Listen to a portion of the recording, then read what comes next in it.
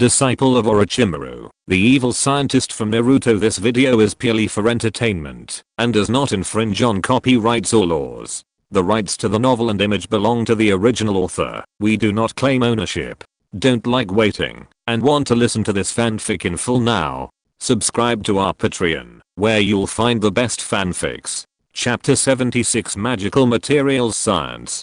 The land of fire and the land of lightning don't directly border each other. Only a narrow road connects the two great nations, used by caravans for trade. Between the land of fire and the land of lightning lie two smaller nations, but Kenichi Amemiya doesn't intend to go there. He plans to go directly through the land of iron, searching for Kinkaku and Jinkaku's tombs along the way. Kenichi Amemiya is very interested in Kinkaku and Jinkaku, not in their strength, but in their bloodline as descendants of the Six Paths Sage clan, and possessing their artifacts. So, a trip to the land of lightning had been on Kenichi's mind before, but this time, he also happened to be testing the power of thermobaric bombs, so he decided to tackle them along the way. As for whether bombing the land of lightning would cause any problems, Kenichi Amemiya didn't care. Konoha would take the fall, and he was just a mercenary working for the money. Who knew he'd ever get an order from the Hidden Cloud Village to drop one on Konoha? Scorpion, by the way, have you ever been to the land of iron? Amemiya Kenichi asked Scorpion as he sat beside him on the boat. No, I only heard it's a permanently neutral country, untouched by several major wars. Scorpion shook his head, fiddling with his Unit 01. The metal used in the Vorpal blade was unique, possessing the ability to absorb iron from blood to repair itself. Therefore, Scorpion planned to melt the Vorpal blade down and use it as armor for his Unit 01. Amemiya Kenichi agreed with Scorpion's approach. After all, the Vorpal blade was indeed powerful, but it seemed to be made of meteorites that had fallen from outer space. He wondered if there were other metals with similar properties in the ninja world. Scorpion, while the metal used in the Vorpal blade has this property, you should also be aware that sometimes, using the same raw materials, but changing the firing method can yield different results. Amemiya Kenichi warned. This was a lesson learned from experience. He had once used a furnace to heat the materials his mentor needed, but only one of 3 furnaces, using the same firing method, succeeded. The other 2 failed. So materials science is actually quite metaphysical. It's incredibly fascinating, and sometimes, under incredibly unusual circumstances, incredible things can be produced. Before crossing over, one of Amemiya Kenichi's senior students had a daydream about how he'd be able to create a furnace of room temperature superconducting material. Amemiya Kenichi initially wanted to dissuade him from dreaming, but then realized that, if he could actually create it, it would be a disaster. The only downside would be replicating the technique. Temperature and humidity would have to be precisely controlled, and even the angle and mood of the material would have to be considered. Scorpion naturally knew this, but he felt that this metal should be relatively stable, unlikely to change properties after just a few seconds of heating. The Iron Country, what a peaceful country. Amemiya Kenichi smacked his lips. He felt a little bored. The ninja realm was actually quite large, and traveling took quite a while. Besides, he wasn't sure if there were other cities on the other side of the ocean. After all, no one in ninja realm had ever been there. Current research target, chakra parasite, research progress. 5.72%. Kenichi Amemiya checked his research progress. It was a bit slow, but he didn't mind. Being able to study this ancient parasite was a great achievement. He just didn't know what he would ultimately discover. Kenichi, I heard you're Orochimaru's disciple. Scorpion suddenly asked, and Kenichi Amemiya nodded. He was indeed Orochimaru's disciple. Is your teacher a woman? Scorpion looked at Kenichi Amemiya curiously, his eyes filled with curiosity. Kenichi Amemiya slowly typed out a question mark. What kind of strange question was that? While his teacher had indeed transformed into a woman through the reincarnation technique, he was still Orochimaru, just a woman. But how did Scorpion know? Secret ninjutsu like reincarnation had never been revealed to anyone. He had only been exposed to some clues about it, and knew nothing else, such as how to perform the forbidden technique. The teacher hadn't taught him, and it wasn't clear whether he didn't want to, or was being defensive. The leader told Conan earlier that he hadn't expected Orochimaru, one of the 3 great ninjas, to be a woman. I heard that, Sasori observed, noting Amemiya Kenichi's confusion and offering a casual explanation. Amemiya Kenichi's mouth twitched. He hadn't expected Nagato to possess such abilities. Had he noticed this when he pulled the teacher in for a conversation? Ah, the teacher is indeed a woman. Amemiya Kenichi scratched his head, then thought of the blonde he'd seen at the base. Yuki was certainly quite beautiful, but it was a shame that Orochimaru was now the soul of her body. But speaking of this, Amemiya Kenichi recalled another incident. The teacher's previous behavior had been somewhat feminine. Was this due to her body's influence? Would she truly become a woman in the future? What was that? Orochimaru becoming Orochimaru, right? No, Yuki was even younger than him. Orochimaru becoming Orochimaru? The thought of the teacher's relatives visiting made Amemiya Kenichi shake his head violently, finding that scene too horrifying. Orochimaru, one of the 3 great ninjas, is actually a girl. This is truly shocking news. Sasori smiled faintly, then glanced at Amemiya Kenichi. Kenichi looked at Sasori in confusion. What was that look in his eyes? Let's go. We've arrived at the Iron Country, Amemiya Kenichi called out. They had arrived at the Iron Country dock, and they needed to disembark and then pass through the Iron Country to the Lightning Country. As for Kenichi and his crew, they were simply ordinary merchants, making it the easiest way to enter and exit other countries. Furthermore, their disguises were convincing, so there was no need to worry about any problems. Inspections in the Iron Country were relatively lax. After offering a bribe of 1000 ryo, Kenichi was able to waive the inspection process and take Sasori in directly. It seems the long period of peace has brought some changes to this country, whether good or bad. Amemiya Kenichi smacked his lips. What if his cargo contained thermobaric bombs? But this was a good thing. At least it made things easier for Kenichi. That kind of country. Sasori shook his head. LK-99's paper was withdrawn, allegedly due to flaws, and the lab that replicated LK-99 claimed they hadn't detected zero resistance. It's likely that the paper is dead, but it's hard to say for sure. We'll have to wait and see what happens next from the original team. Chapter 77, suddenly changed to the Undead King. The Land of Iron was actually quite boring, nothing special. The only notable thing was that there were indeed many samurai here. Kenichi Amemiya even encountered a samurai who tried to blackmail him. With Sasori's help, the samurai vanished completely. I didn't expect you had something like this, Scorpion. Kenichi Amemiya looked at Sasori with some surprise. He hadn't imagined Scorpion had something like corpse dissolving water, and it worked so well. This intrigued Kenichi Amemiya. After all, it could dispose of corpses so efficiently, and he didn't know what it used, and there was no odor. But looking at the empty ground, Kenichi Amemiya had a unique idea. Perhaps it could be possible. Well, all the ninjas in the sand village have it. Sasori didn't care. He was still thinking about his Unit 01. If he weren't out on a mission, he would have planned to modify it in his laboratory. The Land of Iron wasn't very large, and Kenichi Amemiya and his companions soon reached the border with the Land of Lightning. However, compared to the lax inspections in the Land of Iron, the inspections in the Land of Lightning were much stricter. However, they were still no match for Kenichi Amemiya and Sasori, who had used the air assertion jutsu.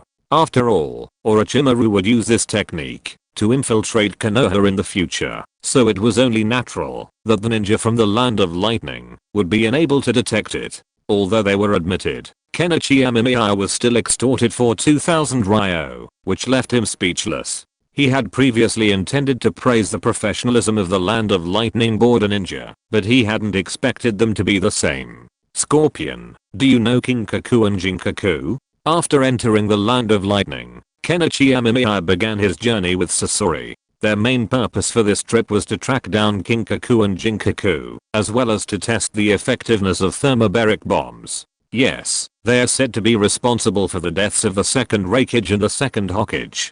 Sasori naturally knew about these two. After all, killing them was a truly impressive feat. Amemiya Kenichi rubbed his chin. This record was truly astonishing. You have to understand that Amemiya Kenichi wasn't sure he could defeat a powerhouse of the Cage's caliber. Furthermore, they were facing the formidable second Hokage, Senjutsu Biruma. Many of Konoha's forbidden techniques were developed by the second Hokage, such as the impure world reincarnation technique mastered by Amemiya Kenichi. If he weren't worried about his inability to control them, and the fact that impure world reincarnation was still under refinement by his teacher, Amemiya Kenichi would have considered resurrecting King Kaku and Jinkaku directly, and inquire about the whereabouts of the Six Paths Sage's artifacts. However, the names of the two brothers and their artifacts always seemed a bit off to Amemiya Kenichi. After all, King Kaku and Jinkaku were household names in China, and their artifacts sounded heavily Chinese, leading one to wonder if they were simply copied from the brothers.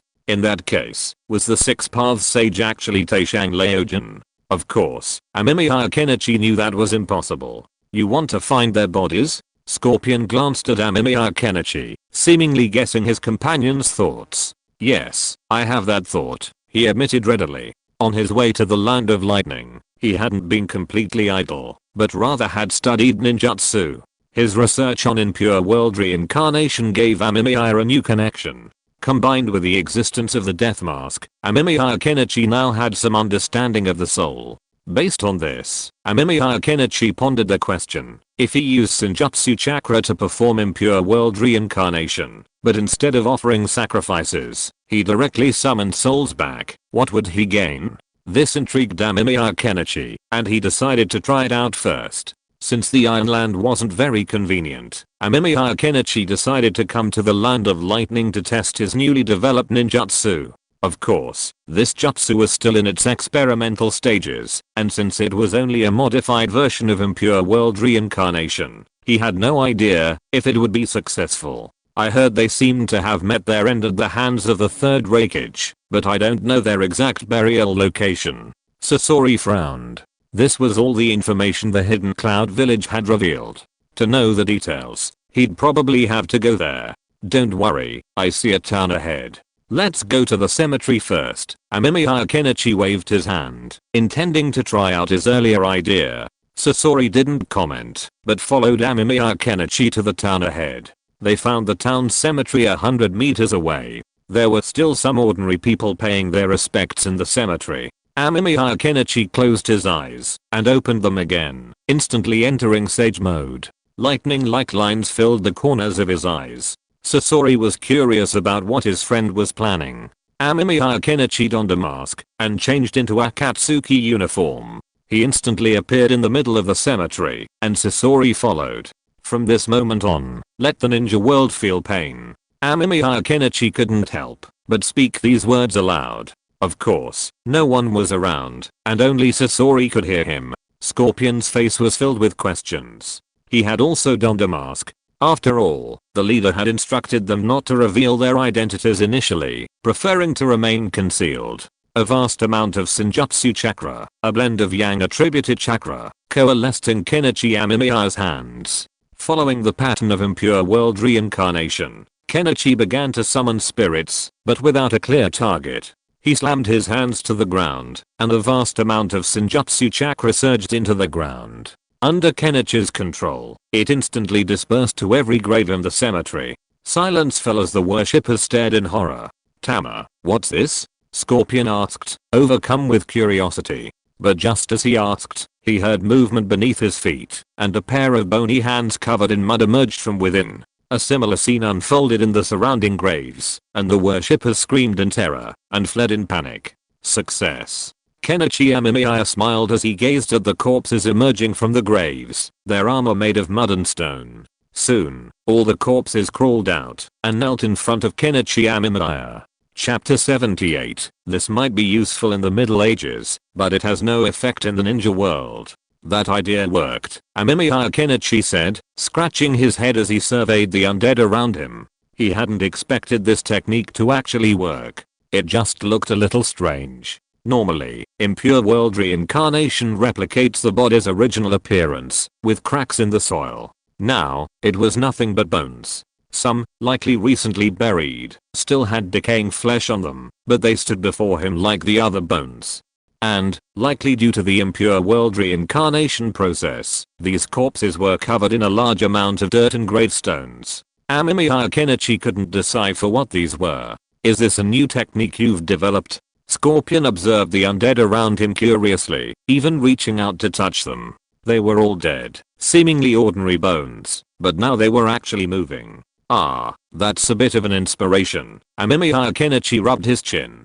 He'd only thought of trying it out before, but he hadn't expected such a surprising outcome. While the jutsu was a success, its actual effectiveness remained a question. After all, a scourge of the undead wouldn't be a problem if it appeared in the Middle Ages. It wasn't incredibly powerful, and seeing the dead rise to fight was terrifying. But this was the ninja world, full of outrageous jutsu. So, Amemiya Kenichi used a massive fireball jutsu to test the skeleton's abilities. As soon as he performed it, a ton of skeletons were blasted away, their ashes scattered across the ground. There was no sign of them recovering, which disappointed Amemiya Kenichi. The jutsu looked intimidating, but in reality, it wasn't very useful. Even if surrounded by a genin, they could easily escape. It seems these things aren't very powerful. Scorpion naturally saw the jutsu's flaws. While it looked intimidating, it was actually just that. He was indeed shocked when the skeletons first emerged, but after realizing they had no abilities, he lost interest. Well, these dirt and stone tablets on the surface only served to protect against Kune. Amemiya Kenichi sighed. This thing was more of a deterrent than a real use. He had originally thought that the outer layer of dirt and stone tablet armor might provide some protection, but now it seemed that it wouldn't. These could only attack civilians. No, they couldn't threaten civilians at all. After all, while detonating tags were expensive, they were still affordable. Without detonating tags, other objects could be used, like pots and pans, but they wouldn't cause serious casualties unless they were combined with other ninjutsu. For example, what if they could create a plague, attach it to these skeletons, causing widespread devastation to nearby residents, and then turn those killed by the plague into skeletons? That might be useful, but a joined manhunt by the 5 great nations was inevitable. After all, the ninja's preeminent position was built on the support of the common people. If the common people died, the ninja would be left to farm and work. Do they have basic thinking abilities? Scorpion couldn't help but ask. If these skeletons could retain some of the consciousness they had in life, that would be incredible. There would always be wealthy people who would be tempted to try it out. Let me see. Amemiya Kenichi tried to get the undead he controlled to write or something, but he quickly discovered they lacked such consciousness. They were like robots. They could only carry out simple commands like walking and slashing, but more complex tasks requiring independent thought were incapable. If Amemiya Kenichi didn't give them a command, they would even remain kneeling on the ground. It seems not. Amemiya Kenichi shook his head. These undead creatures lack soul consciousness, which puzzled him. Impure world reincarnation supposedly allowed the reincarnated to possess a soul, but he had followed the previous steps and still failed. What could be the reason? Did it require a living sacrifice? However, living sacrifices required special preparation, otherwise, they would be useless. Impure world reincarnation couldn't be used on unprepared sacrifices. Moreover, without the body tissue of the target, who would he resurrect? Resurrect those people right where they were, in their bodies? Huh. That doesn't seem impossible. If it works, it would be a very powerful instant death jutsu. Amemiya Kenichi pounded his palm, thinking it was a good idea. After all, impure world reincarnation summons the souls of the deceased, and upon release, the souls return to the Pure Land. If it could then be performed on the living, wouldn't that cause the Pure Land to mark their souls as dead? Instantaneous death, followed by resurrection, and then being sent back again. However, Amemiya Kenichi knew that, while this idea was a good one, it wasn't likely to be realized, otherwise Tobirama Senju would have developed it long ago. But he still planned to study it when he had time. For example, right now. A moment later, in the dim forest, Amemiya Kenichi looked at the bound man before him and smiled. Don't be afraid, it won't hurt at all. Amemiya Kenichi, still in sage mode, directly summoned sage chakra, intending to perform impure world reincarnation on the man. However, none of the necessary steps for impure world reincarnation were involved. Scorpion watched curiously. He had never seen the jutsu performed by Kenichi Amemiya, and the hand seals were strange, so he was intrigued. A vast amount of chakra rushed into the opponent's body, and then, after a violent tremor, he died. There was no sign of resurrection. It failed. Kenichi Amemiya sighed. Senjutsu chakra wouldn't work. And the opponent died even faster, showing no sign of being resurrected. It seemed that all those steps were necessary to perform the jutsu of impure world reincarnation. Kenichi, do you think I could extract the ninja soul and use it as that artificial intelligence you mentioned? Scorpion, who was watching, suddenly asked. Kenichi Amemiya was stunned. It's not impossible. After all, that would be very artificial, but how can you guarantee that its soul will strictly follow your orders? Kenichi Amemiya shrugged. Even with programmed computer AI, people worry about potential problems, let alone the more complex human beings. Chapter 79 Fixed expenditure items of the Reikage building. This wasn't a big problem. After all, impure world reincarnation possesses the ability to control others, but it uses a Kune imbued with a seal to erase the consciousness of the soul within the body and can't directly affect the soul. However, if a similar seal were engraved on the surface of machinery, a similar effect might be achieved. Simply put, research and experimentation are still needed. Looking at Sasori, who frowned in thought, Amemiya Kenichi thought he might be able to use this method to obtain some experimental funds from Sasori. After all, Sasori was quite wealthy. Furthermore, the Akatsuki organization didn't force members to hand over their savings. Otherwise, Kaku would probably never have joined Akatsuki. While Amemiya Kenichi had some savings, they weren't substantial, and robbing the wealthy too often would easily lead to a joint wanted list from all the ninja villages. Of course, if he truly ran out of money, Amemiya Kenichi wouldn't mind just eating some hair grass. But I think I could achieve my goal through other means, like visiting the graves of the daimyo of the land of lightning and seeing if these wealthy individuals had any savings or shameful secrets. Amemiya Kenichi nodded. It was a good idea, but the most important thing right now was to discuss it with Sasori, who seemed quite interested in this area. I think we could first develop a soul-controlling jutsu, and then. Sasori enthusiastically discussed his idea with Kenichi Amemiya. Kenichi Amemiya listened intently, finding some of Sasori's ideas quite interesting and potentially applicable to his other research areas. Meanwhile, in Kumogakure, the fourth Reikage, AI, was reviewing intelligence from the Kumogakure ANBU.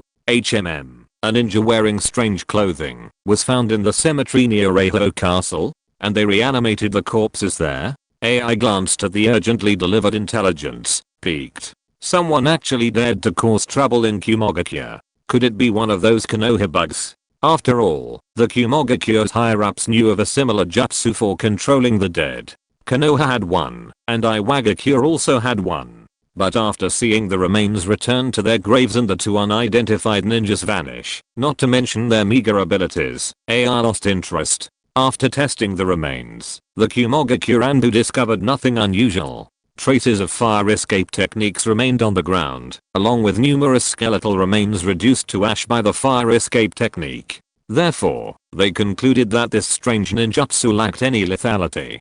Konoha is definitely provoking us. Increase support on the battlefield. Even the Jonin need to participate. AI slammed the table, sending it shattering into pieces. Alright, the Kumogakure high-ranking officials nearby stared intently. They were used to it. The fourth Reikage had been slamming tables frequently since he took office. The nearby ANBU expert expertly retrieved a new table from the ceiling scroll and placed it in its place. Fourth Dame Sama, your younger brother hasn't been there for a while, is that correct? A Kumogakure high-ranking official cautiously inquired. He couldn't help but be careful. Everyone in the Hidden Cloud village knew that the current AI and B duo were actually quite close. Despite AI's short temper, he still cared deeply for B. That bastard, I'm going to chop the other horn off his head sooner or later. The mention of B's unruly nature intensified AI's ire, and he slammed the table again. He'd told him to stay in Kumo Reikage Gorge and practice with the tailed beast ball, but instead, he'd been thinking about running out and doing some *TTY rap all day. The ANBU, who'd just finished sweeping up the sawdust, cast a resentful glance at the Kumo village leader who'd just spoken. Knowing the fourth Reikage's temper, couldn't they have discussed it at another time? The Reikage building, had even allocated funds for tables, much to the amusement of the furniture store owner who supplied them. Although AI appeared furious, everyone understood that he simply didn't want to deal with the situation, so no one mentioned it. Besides, B was quite capable, so he shouldn't be in trouble. After all, they were once the formidable ab duo of the ninja world. At this moment, after a night of rest, Kenichi Amemiya and Sasori left their campsite and headed towards the hidden cloud village. The land of lightning is vast, making it difficult to pinpoint the burial site of Kinkaku and Jinkaku. Without accurate intelligence, finding the body might be impossible. Therefore, a visit to the hidden cloud village was a must, as was testing the effectiveness of the thermobaric bombs. Of course, Kenichi Amemiya couldn't simply break into the hidden cloud village. He wasn't Nagato, but using the face erasure technique wouldn't be a problem. However, it depended on the level of security measures currently in place. If the security was tight, another method would be necessary.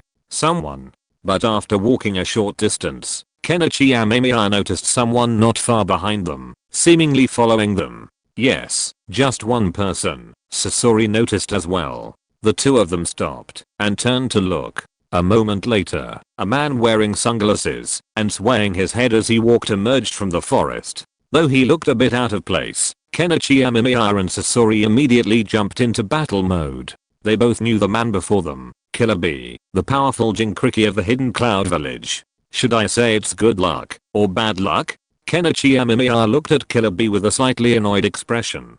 He hadn't expected to encounter one of the most troublesome ninjas in the hidden cloud village, just moments after arriving in the land of lightning, and before even reaching the hidden cloud village. Are you guys here for my concert? Killer B stood across from Kenichi Amemiya and Sasori, crossing his arms and making a rap gesture. Yes, we both admire the art of rap, Kenichi Amemiya admitted immediately, leaving Sasori stunned.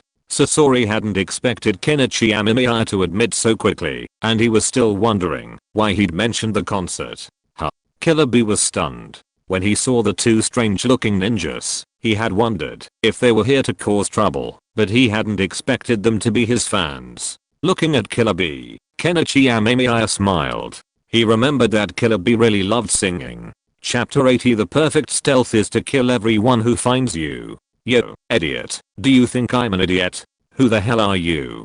Killer B froze for a moment before his expression turned irritated. While he did enjoy rap, he didn't truly consider it his life's entire existence. The hidden cloud village in the land of lightning, and his brother AI, far surpassed rap. And now, as the hidden cloud village and Konoha were at war, Killer B completely disbelieved these two shady individuals could be his fans. Amemiya Kenichi's mouth twitched. What about Killer B being an idiot? How could he not be fooled by all that?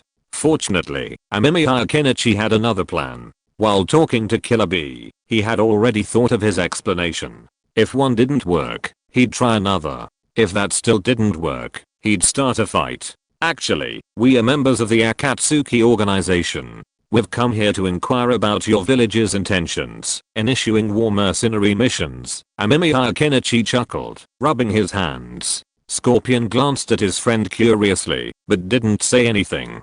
There wasn't anything wrong with what his friend said, except for the last part. Akatsuki? War mission? Killer B frowned at Amemiya Kenichi.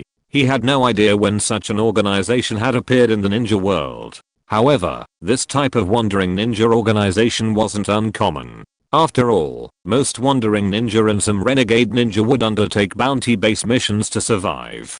Being a ninja was a costly profession. While the pay was high, the costs were also high. Furthermore, life was a life of hanging on the waistband, and death was a possibility at any moment. Therefore, they spent money quickly. Few ninjas enjoyed saving money, unless they were extremely confident they could survive. Of course, if they had a family or clan behind them, they might save money. I'm definitely not a Konoha spy. Look, I'm Konoha's most wanted A-rank renegade ninja. Amemiya Kenichi sensed Killer B's lingering doubts, and removed his mask to enhance his credibility. I don't know you. Killer B waved his hand. Amemiya Kenichi rubbed his nose. He was indeed unknown, a relatively obscure figure in the ninja world. Scorpion also prepared for battle. Given this, there was probably no point in talking. but he soon noticed his friend step forward and gesture with the back of his hand, rapidly alternating his index and middle fingers downward. Scorpion was stunned for a moment, then realized what his friend was talking about. Kyra B, what are your thoughts on rhyming? I've always wanted to learn rap, but I've never been able to rhyme, Amemiya Kenichi said with a smile. He didn't approach Killer B too closely, taking only 2 steps before stopping. He maintained a relatively safe distance. At this question, Killer B's mind subconsciously flashed through some knowledge of rap rhymes. And it was at that moment that he saw a pair of eyes with 3 megatoma slowly rotating. Hurry. Amemiya Kenichi immediately pulled Sasori away in a swift teleportation jutsu. They had to run. Even with his 3 megatoma Sharingan, sneak attacks, and distractions, how long he could control the 8 tails was a question. Sure enough, less than 5 seconds after leaving, a deafening roar erupted from the woods. Amemiya Kenichi scratched his nose. Only 5 seconds? But 5 seconds was more than enough time for them to escape. Furthermore, Amemiya Kenichi immediately entered Sage mode upon leaving. His enhanced physique also increased his running speed, and he finally managed to shake off Killer B. That guy is such a nuisance. Amemiya Kenichi and Sasori sat on the ground, surrounded by a group of people, a group of merchants. After running for a while, Amemiya Kenichi and Sasori passed a group of merchants from the Land of Lightning. Amemiya Kenichi captured 2 of the merchants and replaced their faces, causing the bodies to vanish completely. Now, they were ordinary merchants from the Land of Lightning, planning to take on some supply transport work in Kumogakure village. I still want to test its strength. Sasori was a little upset about having to escape. He thought he could give Killer B a try. That's the 8 tails. Amemiya Kenichi was a bit amused. How strong was Killer B, the 8 tails Jinchuriki? He was undoubtedly beyond the level of a cage. An ordinary cage wouldn't be able to defeat Killer B. Of course, masters like the Shodan Hokage couldn't be counted in this category. Even among cage level warriors, the gap between the strongest is vast. Sometimes, it can even be greater than the gap between a genin and a jonin. Are we just going to sneak in like this? Sasori looked around. The merchants would be arriving in Kumogakure village later, delivering supplies and accepting commissions to transport them. Yes, that's the most convenient way. Kumogakure is currently at war, so patrols and security are likely to be very tight. Amemiya Kenichi nodded. While other methods of infiltration were possible, such as using his Musou to kill everyone in sight, that would be perfect stealth, but that would be too time consuming, and would easily attract the attention of the AB team. Furthermore, the Hidden Cloud village also had a Jinchuriki, the Two Tails Jinchuriki, and attracting their attention would be extremely troublesome. So, it would be better to simply blend in with these ordinary people. With so many ordinary people, it would be extremely difficult for him and Sasori to detect them lurking among them. Sensei had managed to infiltrate Konoha with a Byakugan wielding jutsu, so Kenichi Amemiya felt that infiltrating the Hidden Cloud village wouldn't be a problem. And just as Kenichi Amemiya expected, they encountered countless patrolling ninja along the way, as well as ninja inspections. The closer they got to the Hidden Cloud village, the more these inspections and patrols there became. Most of the ninja in the Hidden Cloud village are truly muscular, Kenichi Amemiya observed, a hint of amusement on his face. He had always believed that the ninja in the Hidden Cloud village were the best experimental material. After all, their physical strength meant they could withstand the pain of experiments, and if they could hold out for a while, there was no guarantee they would achieve any breakthroughs. This time, we must take advantage of the war between Kumogakure and Konoha to capture more Kumogakure ninjas. That way, the lab will have no shortage of supplies. The LK-99 material paper has been withdrawn. Their country's research department claims it's not a room temperature superconductor, but whether it is or not will depend on subsequent research from other countries. Chapter 81, Remarks on the Release. Thank you all for your support. This book will be available tomorrow, Monday. When I first published it, I never imagined it would achieve such success. It's been a bumpy road to this point. Initially, I intended to write a story about scientific research in the ninja world, but scientific research can't be completely independent of cheat codes. After all, scientific and technological advancements rely on a large number of scientists and long-term research, and it's difficult for one person to advance alone. Therefore, I incorporated cheat codes. I didn't want them to be too prominent, so you'll notice that, aside from granting the protagonist the sage physique and 3 Megatama at the beginning, they've been quite subtle so far. Later on, they only play a supporting role. Major technological advancements and bloodline research still require the protagonist's own research. Later, advancements to the main Gekio and eternal main Gekio also require the protagonist's own research. It's not like the cheat code is a sole source of all the work. I sincerely hope that everyone will continue to support this book by subscribing. Any support would be great, as the author is a full-time writer and relies on writing to support his family, and our family's financial situation is quite limited. I'm truly grateful for your continued support. I would like to thank my editor Penglay, who gave me a lot of suggestions. The title of the book was originally Konoha Scientists, and was later changed to the current one at Penglay's suggestion. Then let me talk about the update plan. The current update plan for this book is to update 5 chapters every day, which means at least 10,000 words are written every day. I basically will not take leave, unless I'm really sick or have to. Then for every 500 average subscriptions, I will add 1 chapter, and for every 10,000 starting coins, that is, 100 RMB, reward, I will add 1 chapter. An alliance leader will have 10 chapters, and a silver alliance will have 100 chapters. Of course, I don't think there is a silver alliance, but we always have to have dreams, right? Then starting from the launch of the monthly ticket, an additional chapter will be added for every 1000 words.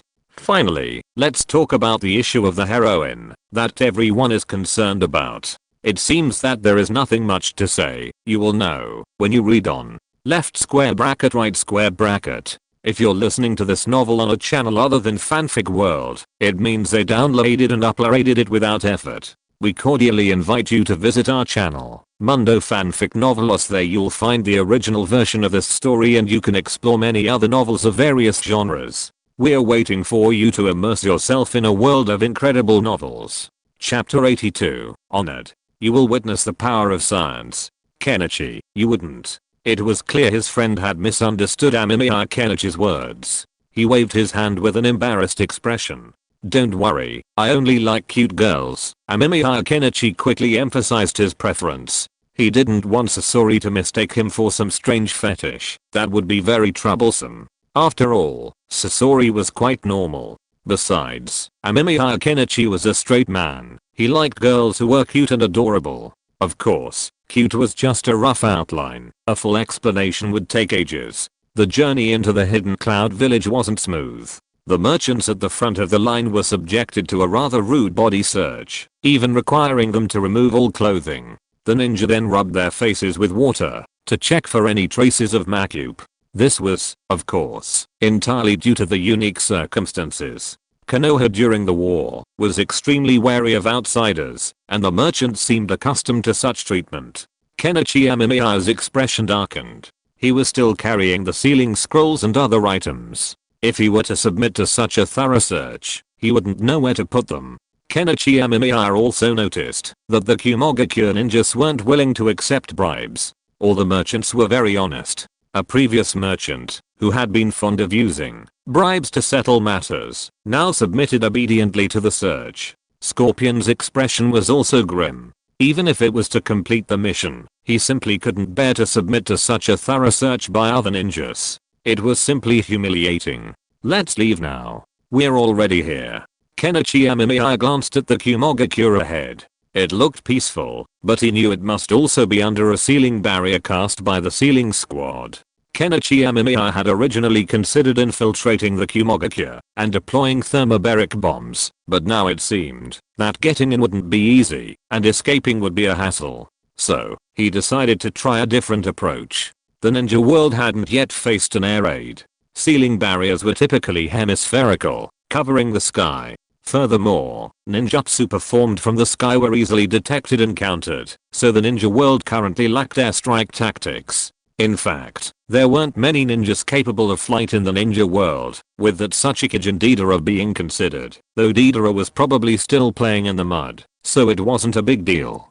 Kenichi Amemiya's plan was to find a high enough spot and paraglide over the hidden cloud village. He would then directly unseal the sealing scroll, drop the thermobaric bomb, and trigger the detonation. However, he quickly realized this plan wouldn't work. The hidden cloud village itself was located at a very high altitude, and their current location was at the foot of the mountain. If they wanted to reach the main headquarters of the village, they would have to climb higher. However, Kenichi Amemiya decided to leave the area with Sasori first, as they would be discovered soon, and leaving quietly would be difficult. So, after exchanging a glance, Amemiya and Kenichi used the Nirvana Shrine technique to distract the nearby ninja, then quickly pulled Sasori away from the main gate of Kumogakure. The Kumogakure reacted quickly, and several figures soon flashed past the main gate, likely members of the Kumogakure ANBU. However, Amemiya, Kenichi and Sasori had many ways to conceal their whereabouts, so they didn't need to worry about being discovered for the time being.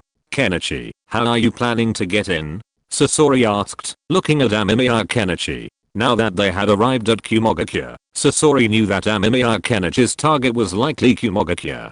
But was it really okay to just make enemies with just one village? Although Sasori had killed the Sannin Kazakage, his success was due to his identity and the poisoning. Without that, a head-on confrontation would have been uncertain. No need to go in. Amemiya Kenichi shook his head. He had originally intended to come to Kumogakure to search for clues about Kinkaku and Jinkaku, but given the level of security, he knew that getting in was virtually impossible.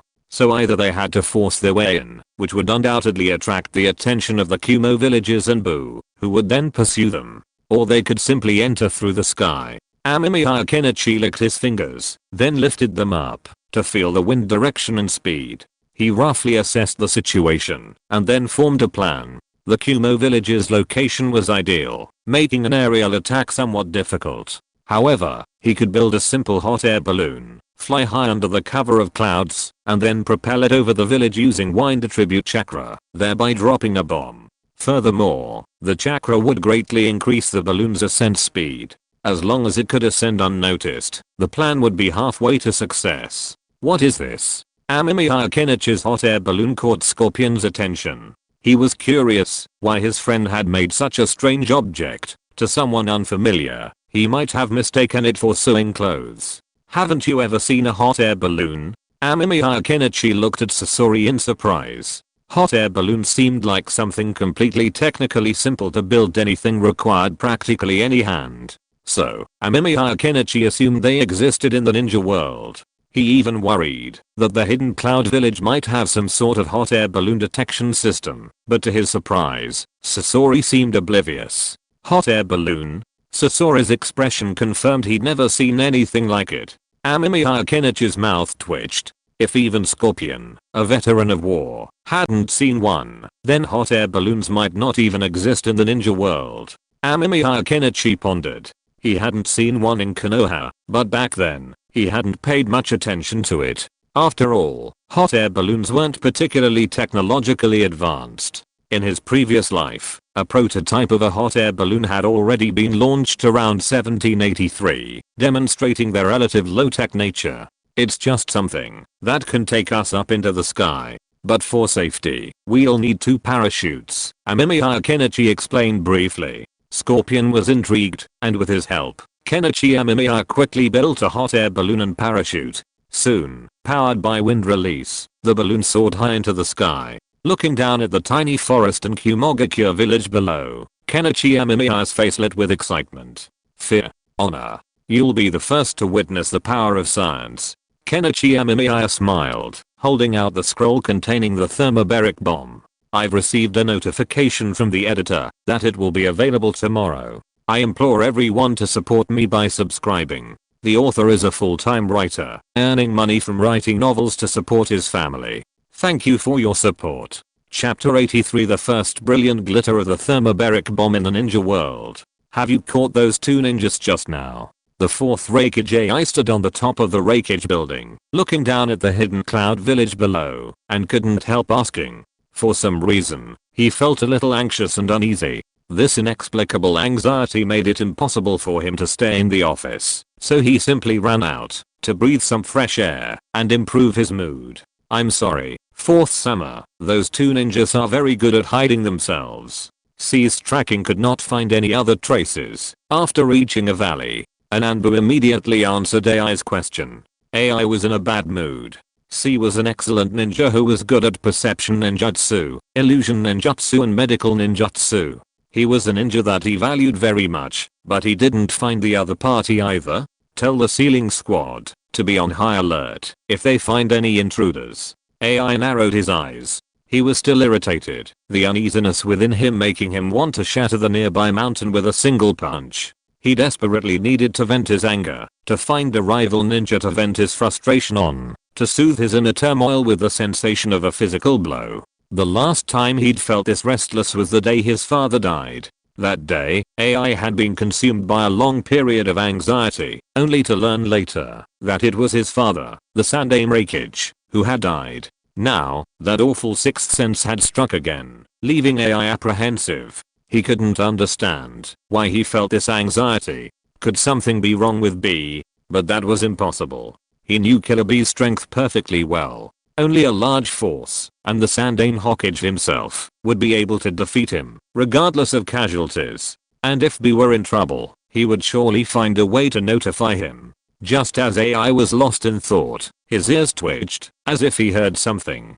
He looked up, but the sky remained the same, hazy with clouds and a glimpse of nothing. But AI's unease only grew. Soon, under his gaze, he saw a dark shadow sprinting down at breakneck speed. It was so fast that, almost as soon as AI saw it, it had already sprinted towards the barrier surrounding the hidden cloud village. It was then that AI finally saw the object clearly, a silver-white cylinder with a metallic sheen. It wasn't some ninjutsu. Foolish attack. AI shook his head. The barrier surrounding the hidden cloud village had been on alert during the war, capable of withstanding physical attacks, let alone a crude metal cylinder. But his inner irritation only grew stronger. Almost at the moment of impact, the cylinder was deflected by the barrier, falling to the left of the hidden cloud village. AI prepared to continue observing the object in the sky. But the next second, a blinding light burst forth from the left. AI instinctively tried to blink, but before his eyelids could even droop, a violent shockwave carrying immense heat barreled towards him. The powerful impact pushed AI back several steps, while the overwhelming heat swept up countless rubble and debris, strewn with tiny human body parts. A knife flew from afar, slamming into AI's face, and dissolving into the dense layer of lightning armor. This was followed by a strange, suffocating feeling. AI was shocked to find he couldn't breathe. Although he tried to breathe, he felt nothing. When he opened his mouth, a scorching heat instantly rushed in, seemingly drying his throat. What kind of ninjutsu is this? If AI hadn't realized at that moment that the hidden cloud village was under attack by some unknown entity, he would have been in a psychiatric hospital. At the same time, AI saw, at the center of the explosion, a cloud of flame soared into the sky like a mushroom. The shockwave, carrying a wave of heat, threatened to sweep across the entire village. AI watched with bloodshot eyes. He couldn't accept this devastating shockwave sweeping across the entire village. Defend. Defend now. AI was furious, but he knew the most important thing to do was defend. But when he shouted, silence fell, eerily still. The explosion of the thermobaric bomb had sucked out all the oxygen in the surrounding area, creating a brief artificial vacuum. The shockwave had already reached them, but the ninjas were no fools. They quickly executed defensive ninjutsu, blocking some of the shockwave and heat wave. But then they found themselves unable to breathe. Fortunately, the feeling faded quickly, lasting only a few seconds, before they could breathe fresh air again. But what lay before them was a devastated Kumo village. Buildings near the mushroom cloud had been practically destroyed, leaving rubble and the wailing of ninja everywhere. Though the ninjas reacted quickly, the villagers of Kumo village were powerless to resist. Not even a single body was found near the detonation point. The people had evaporated like water. AI clenched his fists in silence, his gaze raging at the sky. The attack had come from above. They didn't break through the barrier? They're lucky. Amemiya Kenichi smacked his lips as he gazed at the mushroom cloud rising below. The thermobaric bomb, after being directed by Scorpion using magnetic fields, had already reached a considerable speed, but it still failed to break through the barrier, instead being deflected to the side. The barrier, facing the sudden and powerful blast, withstood the explosion for less than a fraction of a second before shattering, but it had managed to block most of the energy. Otherwise the situation wouldn't have been the same. It would have been even more interesting if it had exploded within the barrier, potentially razing the entire Hidden Cloud village. However, the results achieved so far were quite significant. A quarter of the village was destroyed, and that was only because the barrier held it back. Otherwise, the gains would have been even greater. What kind of ninjutsu is this? Scorpion, standing nearby, almost wanted to jump down and see. He hadn't taken it seriously when Amemiya Kenichi had asked him to throw the metal object down. After dropping it, Amemiya Kenichi quickly used wind release to carry the hot air balloon away from the Hidden Cloud village. He still had some confusion, but at that moment, Scorpion realized how naive he had been. If that thing had exploded in his arms, he would have died. Scorpion suddenly felt a strong fear. Perhaps he too should become eternal. Please subscribe. Thank you. Chapter 84 Uproar. The fourth Reikage, AI, doesn't appear to be dead. Conventional thermobaric bombs can't penetrate the defensive barrier. Perhaps I should try adding armor-piercing warheads. Kenichi Amemiya thoughtfully wrote down his lab report. Kenichi, are we leaving now? Sasori looked at Kenichi Amemiya with curiosity. He remembered his friend saying his main reason for coming here was to make money and to find the remains of Kinkaku and Jinkaku. But now that Kinkaku and Jinkaku hadn't been found, that was fine. The main issue was that there was no bounty for this mission. Konoha required proof of reward. It wasn't something you could just claim without proof, was it? Well, everything else is secondary. The main purpose this time is to test the power of my newly developed weapon. Kenichi Amemiya waved his hand. He didn't want to go down and make a name for himself. The thermobaric bomb explosion had deeply offended the Hidden Cloud village. Going down now would be courting death.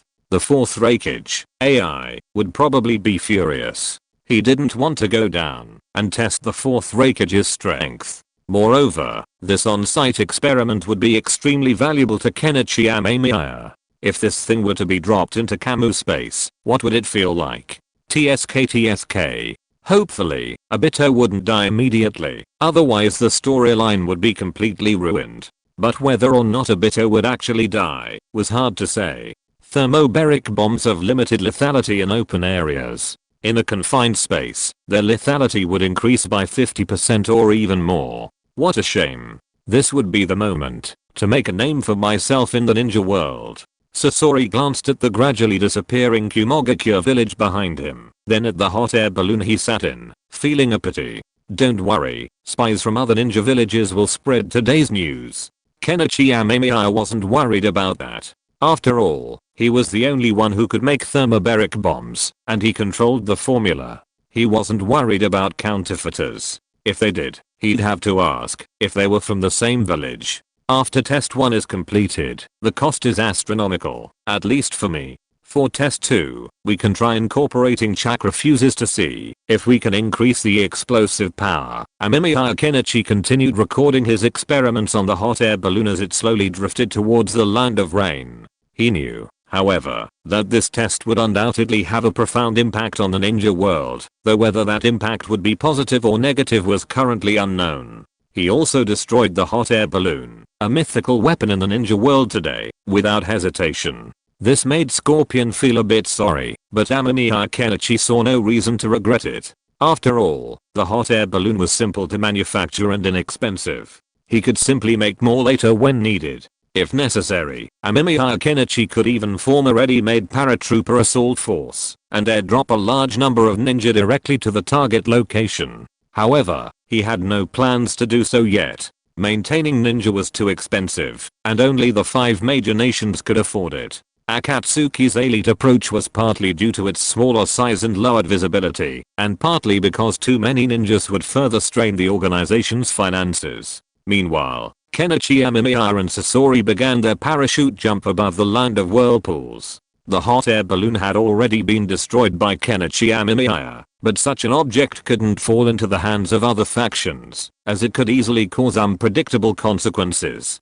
Fortunately, there were no awkward moments with the parachute cords failing to deploy, and Kenichi Amemiya and Sasori successfully completed the ninja world's first parachute jump. If this were a game, there would probably be an achievement. Just as Kenichi Amemiya and Sasori deployed their parachutes and descended from the sky, news of an attack on the hidden cloud village by an unknown ninja force quickly spread to all the other ninja villages. This was something they couldn't hide, and there was no way to conceal it. The massive mushroom cloud and the devastating state of the hidden cloud village were all visible to spies. Oh. An unknown ninja force destroyed a quarter of the hidden cloud village in a single blow. In Konoha's Hokage building, the third demon Sarutobi Hiruzen was smoking a cigarette, his smile wide. I had originally thought that this battle with the hidden cloud village might be protracted, perhaps even cost Konoha a price, but I hadn't expected the situation to develop like this. The hidden cloud village headquarters had been attacked, and the casualties were heavy. The hidden cloud village likely had no intention of continuing the war anytime soon, and the fourth Raikage's request for peace was likely imminent. Hey, Sarutobi, have you ever considered that this might be a smoker screen from the hidden cloud village? Danzo disagreed. Looking at Sarutobi Hiruzen's intact left hand, Danzo felt a pity. He hadn't expected Orochimaru to be so quick, to have fixed Sarutobi Hiruzen's arms so quickly, and with no signs of damage yet. He was really going to cause trouble for himself. This information was delivered at the cost of a spy who had been hiding in the hidden cloud village for years, Sarutobi Hiruzen said, his eyes half closed. Konoha had put a lot of effort into obtaining this information. HMPH. Danzo snorted, but his mood brightened slightly when he thought of Kabuto Yakushi, whom he had sent out. I really wonder how that fool would feel if he discovered he'd killed the person he respected the most. But those disobedient bastards also needed to be dealt with. Leak this information, exaggerate the losses, and say half of the Kumo village was destroyed, and its power severely weakened. Sarutobi Hiruzen made the final decision, and Danzo didn't object. While Konoha had indeed suffered a great sacrifice, the Kumo village was ultimately more unlucky. Exaggerating the situation would also incite other ninja villages to target the Kumo village, which, if successful, would be a huge win. Moreover, such a serious matter would undoubtedly prompt spies from other ninja villages to take action. Publicizing it now would showcase Konoha's advanced intelligence network and intimidate the other villages. Apparently, the other ninja villages shared the same sentiment, and soon, the report of the Kumo village being attacked by an unknown ninja force spread widely, eventually becoming a story that the Kumo village had been annihilated by a single blow from Uchiha Madara, and was now on the verge of being declared dead. This made AI, who couldn't find any trace of the attacker, slam the table in anger. The owner of the home furnishing store in the hidden cloud village felt sorry for his bombed house, but he was laughing in his heart. The fourth Hokage was really a loyal customer of his. Chapter 85. The teacher has grown taller. Although the incident at Kumogakure village had been a hot topic, it gradually died down due to the lack of subsequent attacks. However, the attackers were nicknamed Tenshin. Because the attack on Kumogakure village originated from the sky, this nickname became accepted. Unaware of his strange nickname, Kenichi Amemiya and Sasori arrived at Akatsuki headquarters. Kenichi had originally planned to leave, but since his attempt to recruit Biwa Juzo had failed, he needed to explain to Nagato, so he arrived. Unexpectedly, he bumped into his teacher, Orochimaru. Kenichi, how's your mission going? After not seeing Orochimaru for so long, Kenichi noticed that he had grown taller. Previously, he was shorter than him, but now he was almost as tall as him. This made Kenichi curious. Was it because his body was still growing normally, or was he in disguise? Teacher, that Biwa Juzo wasn't very strong, and was killed by Sasori. Amemiya, Kenichi said with a chuckle, unperturbed. Orochimaru also seemed uninterested in the mission. Well, then, go report quickly. I'll meet you at the barbecue restaurant, Orochimaru said with a smile. Sasori, standing beside him, couldn't help but glance at the three mighty ninjas before him, then glanced at his friend. He remembered his friend saying that the Orochimaru before him wasn't actually a man, but a woman. No, a girl. After all, that's what his friend had said. Sasori had grasped the key point. There's a huge difference between a woman and a girl. Orochimaru must be quite old, so why was he being referred to as a girl by his friend? This intrigued Sasori, but Orochimaru didn't look like a woman at the moment. Could this also be a disguise? Okay, teacher, Amemiya Kenichi said, oblivious to his friend's thoughts. If he had known, he would have undoubtedly told him it was the power of ninjutsu. It's safe to say that even in his previous life, without chakra, Orochimaru could have become a scientist. If he hadn't studied science, he would have been an exceptional disguise artist. By then, the 4 great Asian magicians will have to be renamed the 4 heavenly kings of Asia. After all, as everyone knows, there are 5 of them. Orochimaru noticed Sasori's look, but he wasn't particularly interested in him. While puppetry was interesting, Orochimaru wasn't interested in it right now. Amemiya Kenichi followed Sasori inside. Just as he was about to enter, Kakuzu pushed the door open and emerged, looking quite interested. Amemiya Kenichi couldn't help but glance at Kakuzu, who were the wealthy individuals in the Akatsuki organization. Amemiya Kenichi thought Konan and Kakuzu were the best, followed by Sasori and Itachi. Konan, needless to say, possessed the incredible power of paper escape techniques. Amemiya Kenichi suspected that Konan could mass-produce detonating tags, a staggering amount of wealth. Kakuzu, a money grubber, naturally had considerable savings. If he could get all of Kakuzu's money, the laboratory would be a breeze. As for Sasori, he relied on the third Kazakage, while Itachi likely took some of the Uchiha clan's accumulated wealth with him when he left the village. The Uchiha clan, as one of Konoha's 2 major Dojutsu families, was undoubtedly the dominant power. After their annihilation, they must have left behind a considerable amount of wealth. Even if Itachi had taken some, it would have been enough for a lifetime. Tama, how did your mission go? Nagato, controlling pain, stood in the dimly lit room, his Rinnegan fixed only on Kenichi Amemiya. Failed. I don't think Biwajuzo's strength is suitable for joining us. Kenichi Amemiya shrugged nonchalantly. What kind of a shrewd person was Biwajuzo? Of course, this also had something to do with the fact that they were facing Sasori and him. So what next? Didn't you ask the organization if they could accept Konoha missions? Nagato sounded somewhat dissatisfied. He knew Biwajuzo wouldn't be able to join, but he was more concerned about money. The organization's growth and development depended on money, and right now, it was scarce. Well, I asked, but how do I get the money from Konoha? Amemiya Kenichi scratched his head. How could he get the money without proof? What did you do? Nagato's interest peaked. From what you said, it seemed he had done something, but it seemed he had no proof. Oh, I blew up the hidden cloud village a while ago. I don't know how many ninja died, but it must have been quite a few. Amemiya Kenichi said casually. Oh, so it was you who blew it up. Then Nagato nodded subconsciously. So it was you who did it, then. HMM. Question mark? Nagato was stunned for a moment, then looked up, a rare look of surprise on his face. Amemiya Kenichi wanted to take a picture and study how Nagato had managed to make pain look like that, but worried that Nagato might get angry and hit someone, he gave up the idea. You blew it up. Nagato sat up in shock, nearly sick, and slammed his hand on the table. The table flew out, pushed aside by the repulsive force. Well, Sasori helped, but I don't know how to get the money. The 4th Raikage was quite angry at the time, so I didn't dare go down. Amemiya Kenichi nodded as a matter of course. Who else could have done it if not him? Nagato sat down. He hadn't expected Tamashii to drop such a bombshell without even a slap on his face. The events of the Hidden Cloud Village had been a hot topic lately, but the battle with Konoha had only intensified.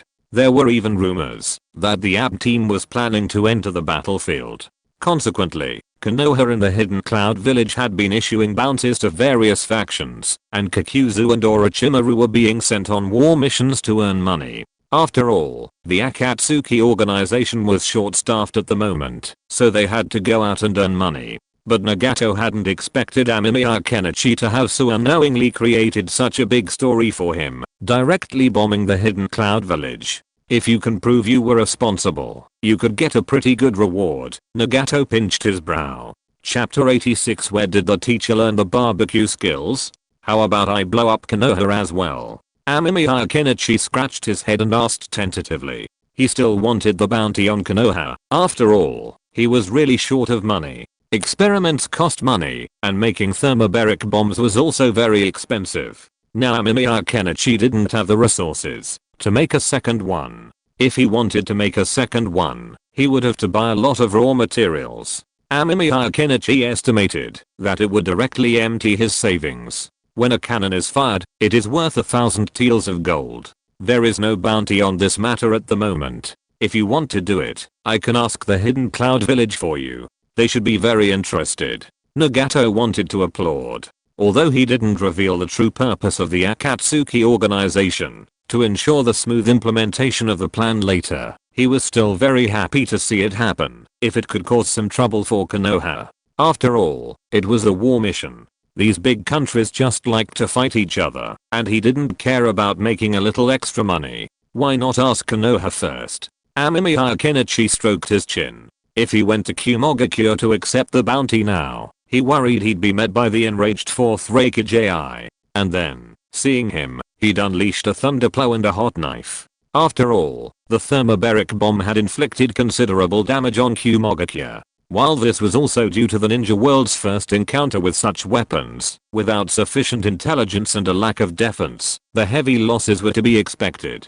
It's like before nuclear weapons first appeared, most people were unaware of them. But once they learned about them, they began to prepare for them. However, as long as he could update them quickly enough so their defenses couldn't keep up, the problem wouldn't be too serious. Furthermore, thermobaric bombs, second only to nuclear weapons in conventional weaponry, were powerful enough to devastate these ninja villages. Okay, I'll ask for you, Nagato nodded.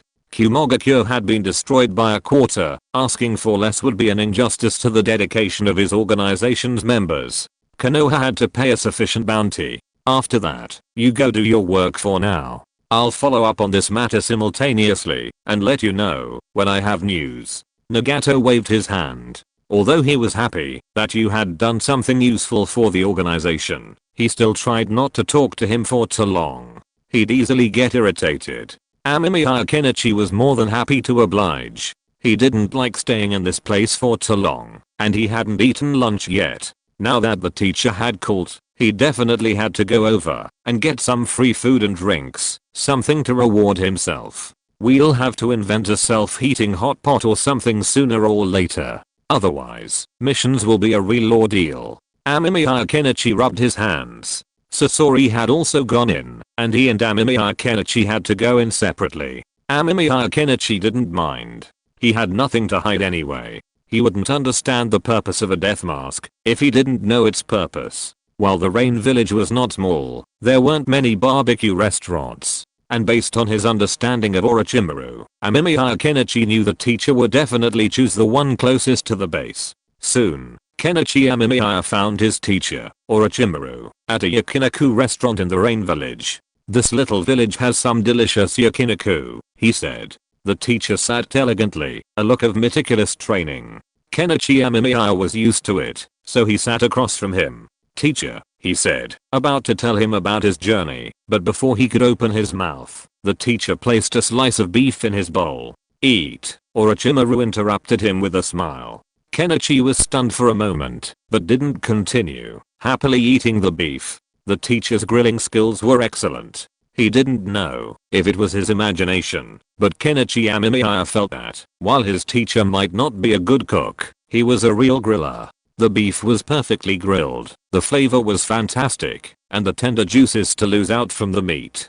Perhaps the teacher had grilled too much. Kenichi Amemiya was curious about the quality of the meat. After all, the teacher was a rare scientist in the ninja world, and he sometimes had some crazy ideas. For example, the teacher had previously discussed with Kenichi Amemiya a plan to build a massive ship and explore the ocean to see if the world was truly made up of only a few continents. Fortunately, the teacher eventually gave up, as he still had many unresolved issues on this continent and countless ninjutsu to learn. If Orochimaru had actually gone there, the storyline for Naruto would have been completely disrupted. The teacher remained silent throughout the meal, chatting with Kenichi Amemiya about the missions he had taken on since joining the Akatsuki organization. Otherwise, the teacher was cheerful.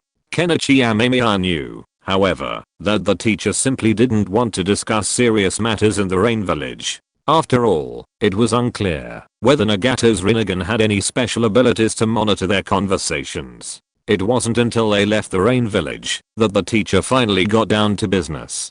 From now on, our main base will be concentrated in the Land of Rice. I plan to establish a more comprehensive experimental base there. Orochimaru's expression grew more distant after leaving the Rain Village. Okay, teacher. Kenichi Amemiya nodded without objection. He guessed his teacher might be heading to the Land of Rice Fields. After all, there weren't any powerful ninja villages there, making it much easier for him to work there. The location was also convenient, making it easier to find supplies. Kenichi, it's been a while. Wouldn't you like to spar with me? Orochimaru paused and asked, smiling at Kenichi Amemiya. Kenichi was stunned for a moment, then scratched his head. Teacher, that's not necessary, is it? I still enjoy working with you on research. Kenichi Amemiya smiled. He knew what his teacher meant. He probably felt he had grown strong enough and wanted to see if his fledgling was ready to go solo. Orochimaru folded his arms and stared at Kenichi Amemiya. Kenichi, in turn, looked directly at his teacher, clearly feeling the same way. Well, you'll pay for it, and I can have someone build you a laboratory. Orochimaru was silent for a long time before finally nodding. Ah, teacher, aren't you planning to sponsor me? Kenichi Amemiya approached. Orochimaru glanced at him with a hollow expression, and Kenichi finally calmed down. I almost forgot, teachers are also short of money.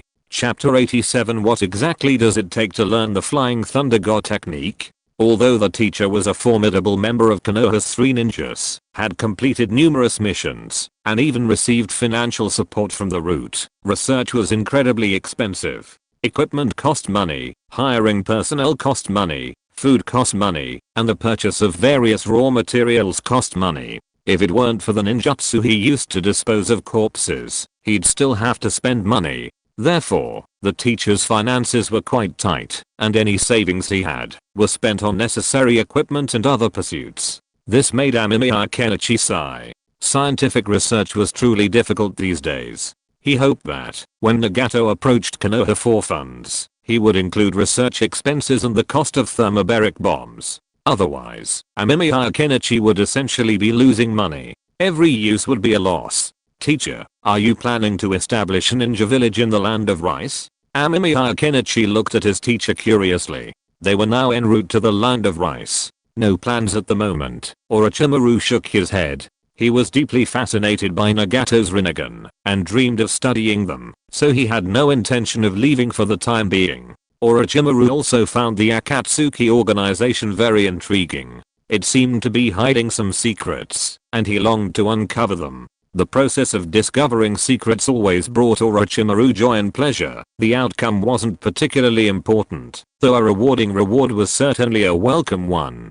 Kenichi Amemiya walked behind his teacher, observing his gait. A hint of amusement crossed his face as he noticed his teacher's walk sometimes had a subtle feminine quality. This was quickly corrected, and without careful observation, it was almost invisible. Kenichi Amemiya was able to discern this because he had observed Yuki and recorded his unconscious movements, such as his gait. Walking posture is actually quite fascinating and can even be used to identify individuals.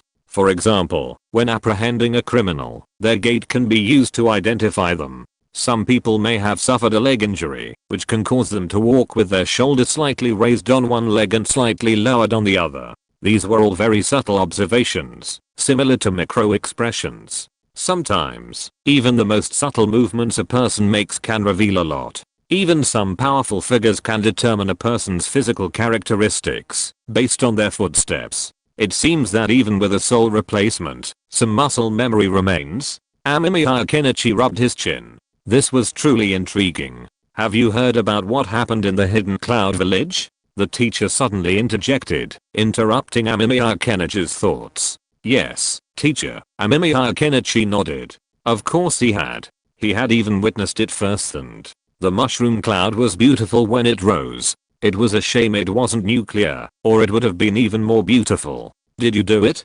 Orochimaru asked directly, and Amemiya Kenichi nodded. The teacher had witnessed his experiments, so it wasn't surprising for him to speculate. Orochimaru watched Amemiya Kenichi nod so readily, his face expressionless, but his mood was quite positive. At least his disciple hadn't tried to hide anything from him. Well, while your research is impressive, you need to keep up with your own strength. I heard the Kumogakure village has issued a bounty for Tenshin, and I'm quite tempted. Orochimaru gave Amemiya Kenichi a deep look, and his lips twitched. The Kumogakure village was truly swift. Teacher, how much is the bounty? Amemiya Kenichi couldn't help but ask. This thing always made him feel like he'd suddenly been transported to the next pirate movie set. He wondered if there were even 4 emperors or something. 300 million, Orochimaru said calmly, and Amemiya Kenichi gasped. Alas, they'd actually put a 300 million bounty on him?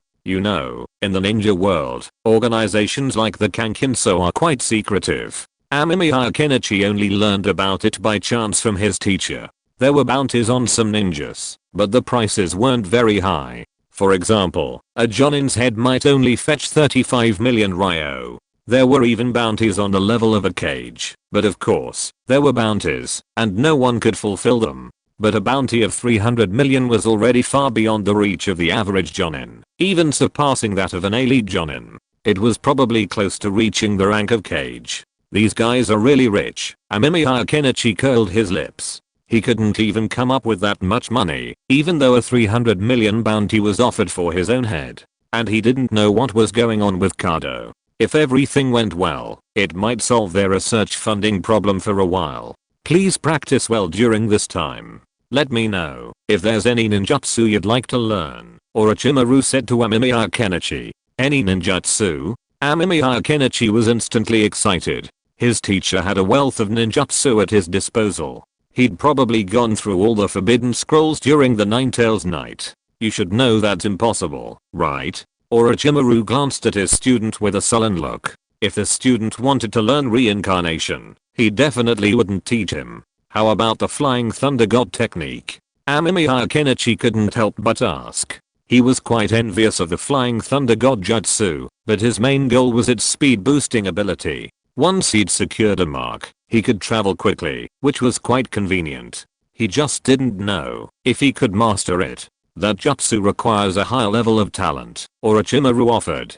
He'd studied it before, and found he simply couldn't master it. The Flying Thunder God jutsu required high levels of innate ability, including quick reflexes and a high chakra capacity. Furthermore, Orochimaru discovered that it also required a high level of perception, making it difficult to learn. As far as Orochimaru knew, only the 2nd and 4th Hokage could successfully use the Flying Thunder God jutsu in battle. From this point of view, Minato Namikaze had the necessary skills to become the 4th Hokage. I want to give it a try, Amemiya Kenichi said, still reluctant to give up. His main goal was to study space-time jutsu like the Flying Thunder God jutsu, and see if he could develop portals or something similar.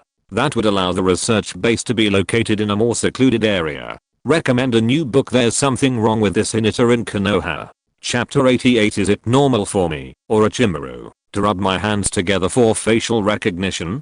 Didn't you say you wanted to learn Flying Thunder God?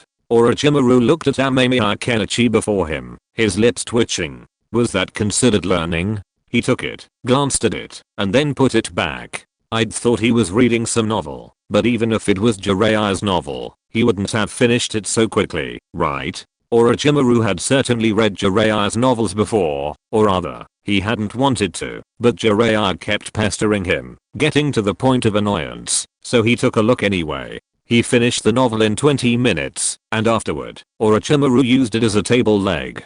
Teacher, I'm too busy right now. I don't have time for now. Amemiya Kenichi shrugged. He had too much work on his plate. While he was interested in Flying Thunder God, distracting himself from it would inevitably cause problems. It would be better to first figure out the chakra pattern of the thermobaric bomb. Amemiya Kenichi planned to research chakra thermobaric bombs. The most promising hypothesis currently is to use chakra as a detonator, but that wouldn't involve a significant amount of chakra, and it wouldn't seem likely to produce a significant change. Instead, they might try fusing thermobaric explosives with chakra. finding the most stable structure, and then testing the power of that device. However, the downside is obvious. It costs money. The production of thermobaric explosives requires a vast amount of raw materials. While these materials may not seem expensive, the sheer volume can be staggering. While Amemiya Kenichi currently has some money on hand, he plans to use it to build a laboratory. Once he reaches the land of rice, he'll give the money to his teacher, who will help him build a lab, and his elective assignment will be complete. But without the elective, Amemiya Kenichi almost forgot he even had one. It's better to focus. I'm currently researching cloning technology, Orochimaru nodded. He had noticed his student's mind wandering, constantly thinking about inventing something new. While the idea is a good one, after all, scientists need inspiration. But scattershot efforts wouldn't yield anything, so Orochimaru thought it would be best if his disciple could focus on one thing. Teacher, what's the health of that Hatsunshin? Amemiya Kenichi asked hurriedly. Hatsunshin had lost his left hand, and it was unknown whether he was still alive. Although he had volunteered to be a test subject, his body was so special that Amemiya Kenichi wanted to keep him alive so he could use him later. During this conversation, Amemiya Kenichi and Orochimaru arrived at the Land of Rice, a country in turmoil. The Land of Rice is a small country adjacent to the Land of Fire, home to a few ordinary, wandering ninjas, but it lacks the scale of a ninja village and lacks a powerful leader. The strongest ninja is a Jonin, directly under the daimyo of the Land of Rice, who is used to resolve difficult issues. Although the Land of Rice only borders the Land of Fire, not the Land of Lightning, the war has begun, and the people there are worried about whether it will spread to them. So when Kenichi Amemiya and his companions entered, some of the small villages in the Land of Rice were deserted. These small nations are truly. Kenichi Amemiya shook his head. Small nations have no dignity to speak of. The Fire Nation didn't annex the Land of Rice solely for the sake of appearances and to avoid direct borders with other larger nations. Otherwise, if a war broke out, it could easily spread to their homeland, which would be unacceptable. Weakness is the original sin, Orochimaru said with a cold expression. He had seen this happen many times. During the Second and Third Shinobi World Wars, many of the main battles took place on the territories of small nations. When the Konoha ninja army marched there, they didn't notify the daimyo of the smaller nations. Kenichi Amemiya didn't say anything else, but followed his teacher to a relatively deserted spot. Then, Kenichi Amemiya saw his teacher tear off his face. Then, a blonde girl emerged, holding the teacher's face, shaking her hair, and letting out a long sigh. Kenichi Amemiya took a deep breath. Oh my god, how could the teacher suddenly tear his face off? Is this the soul being affected by the body? I tried to study the facial recognition you mentioned before, but when I was entering the data, I accidentally entered the data of this face, Orochimaru said casually. Then she reached out and poked the tree next to her, and an electronic screen appeared on the trunk. Then light flashed, and a door was opened. Kenichi Amemiya suddenly wanted to complain, but for a moment he didn't know where to start. Facial recognition is too high-tech. Kenichi Amemiya did mention it to his teacher before, but it was just a casual mention. He didn't expect the teacher to really be able to do it. But he didn't expect the teacher to really rub a face with his hands to recognize it. This made Kenichi Amemiya feel a little confused, but it seemed quite natural. After all, this is a teacher who has mastered the core technology of the ninja world. He would not be surprised at any level. But the second thing he didn't expect was that the teacher actually entered the data of this face. Kenichi Amemiya took a closer look and couldn't help but admit that Yuki was truly capable. With her fair skin and perfect features, she was a true beauty. Kenichi Amemiya shook his head violently, almost wanting to slap himself. What was he thinking? Yuki might be a beautiful girl, but this was Orochimaru. Thinking of his teacher's actions, Kenichi Amemiya's expression calmed down. Teacher, how much did you spend on this lab? Following the teacher into the basement lab, Kenichi Amemiya looked at the small lab and felt a surge of excitement. The lab itself was small, but it had everything it needed. Kenichi Amemiya felt that he could simply convert a break room into an explosion-proof room and have his own perfect lab. Let me think. The teacher hadn't yet replaced his face, still looking like Yuki. Seeing the teacher tilting his head in thought, Kenichi Amemiya silently glanced away. He suspected the teacher was doing it on purpose, but he had no evidence. 500 average subscriptions plus additional chapters. If you're listening to this novel on a channel other than Fanfic World, it means they downloaded and uploaded it without effort. We cordially invite you to visit our channel, Mundo Fanfic Novelos. There you'll find the original version of this story and you can explore many other novels of various genres. We're waiting for you to immerse yourself in a world of incredible novels. Chapter 89, Research Direction of Thermobaric Bombs and Making Money. The teacher was a brilliant ninja and a brilliant scientist, but Kenichi Amemiya actually suspected he was also a psychologist.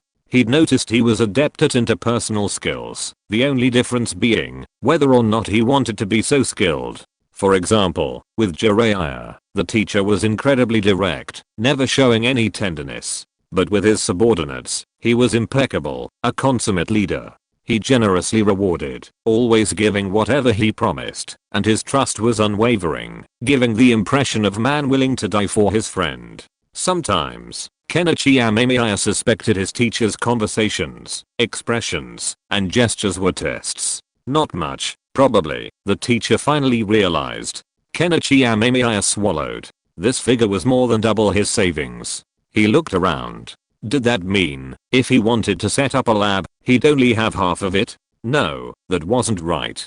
Some of the lab's equipment wasn't something he needed, so he could purchase equipment tailored to his current research topic. This would save him a significant amount of money. A blast-proof room was a must, that was for sure. While Kenichi Amemiya wouldn't be foolish enough to conduct explosion tests in his own lab, the question was, what if something exploded during production? Just like Kenichi Amemiya had blown up his teacher's lab before. So a blast-proof room was essential, and a sterile lab might also be necessary, but the math didn't seem to cover the cost. Take a look at this, Kenichi Amemiya said, interrupting his train of thought. He paused for a moment, before spotting the title, A Complete Collection of Common Barriers. Teacher, what is this? Kenichi Amemiya asked, looking at his teacher. I heard that the initial attack on Kumogakure wasn't breached by the barrier. I think you might need it, right? The teacher sat upright in his chair, calmly sipping his tea. Kenichi Amemiya touched the book. He certainly did.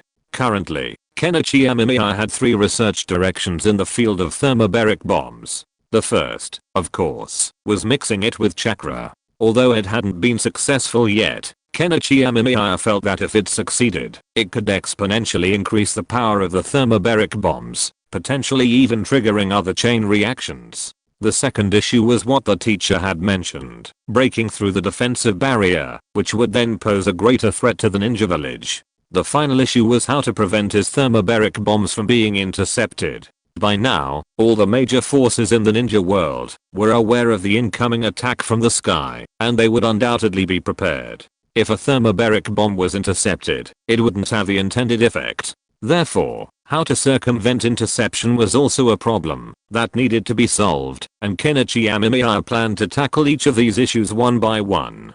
Thank you, teacher. Kenichi Amemiya smiled brightly. While he could have bought the book himself, this was a gift from the teacher, so it held a different meaning. Yes. Orochimaru remained expressionless, continuing to sip his tea, a habit he had developed since accepting Kenichi Amemiya as his disciple.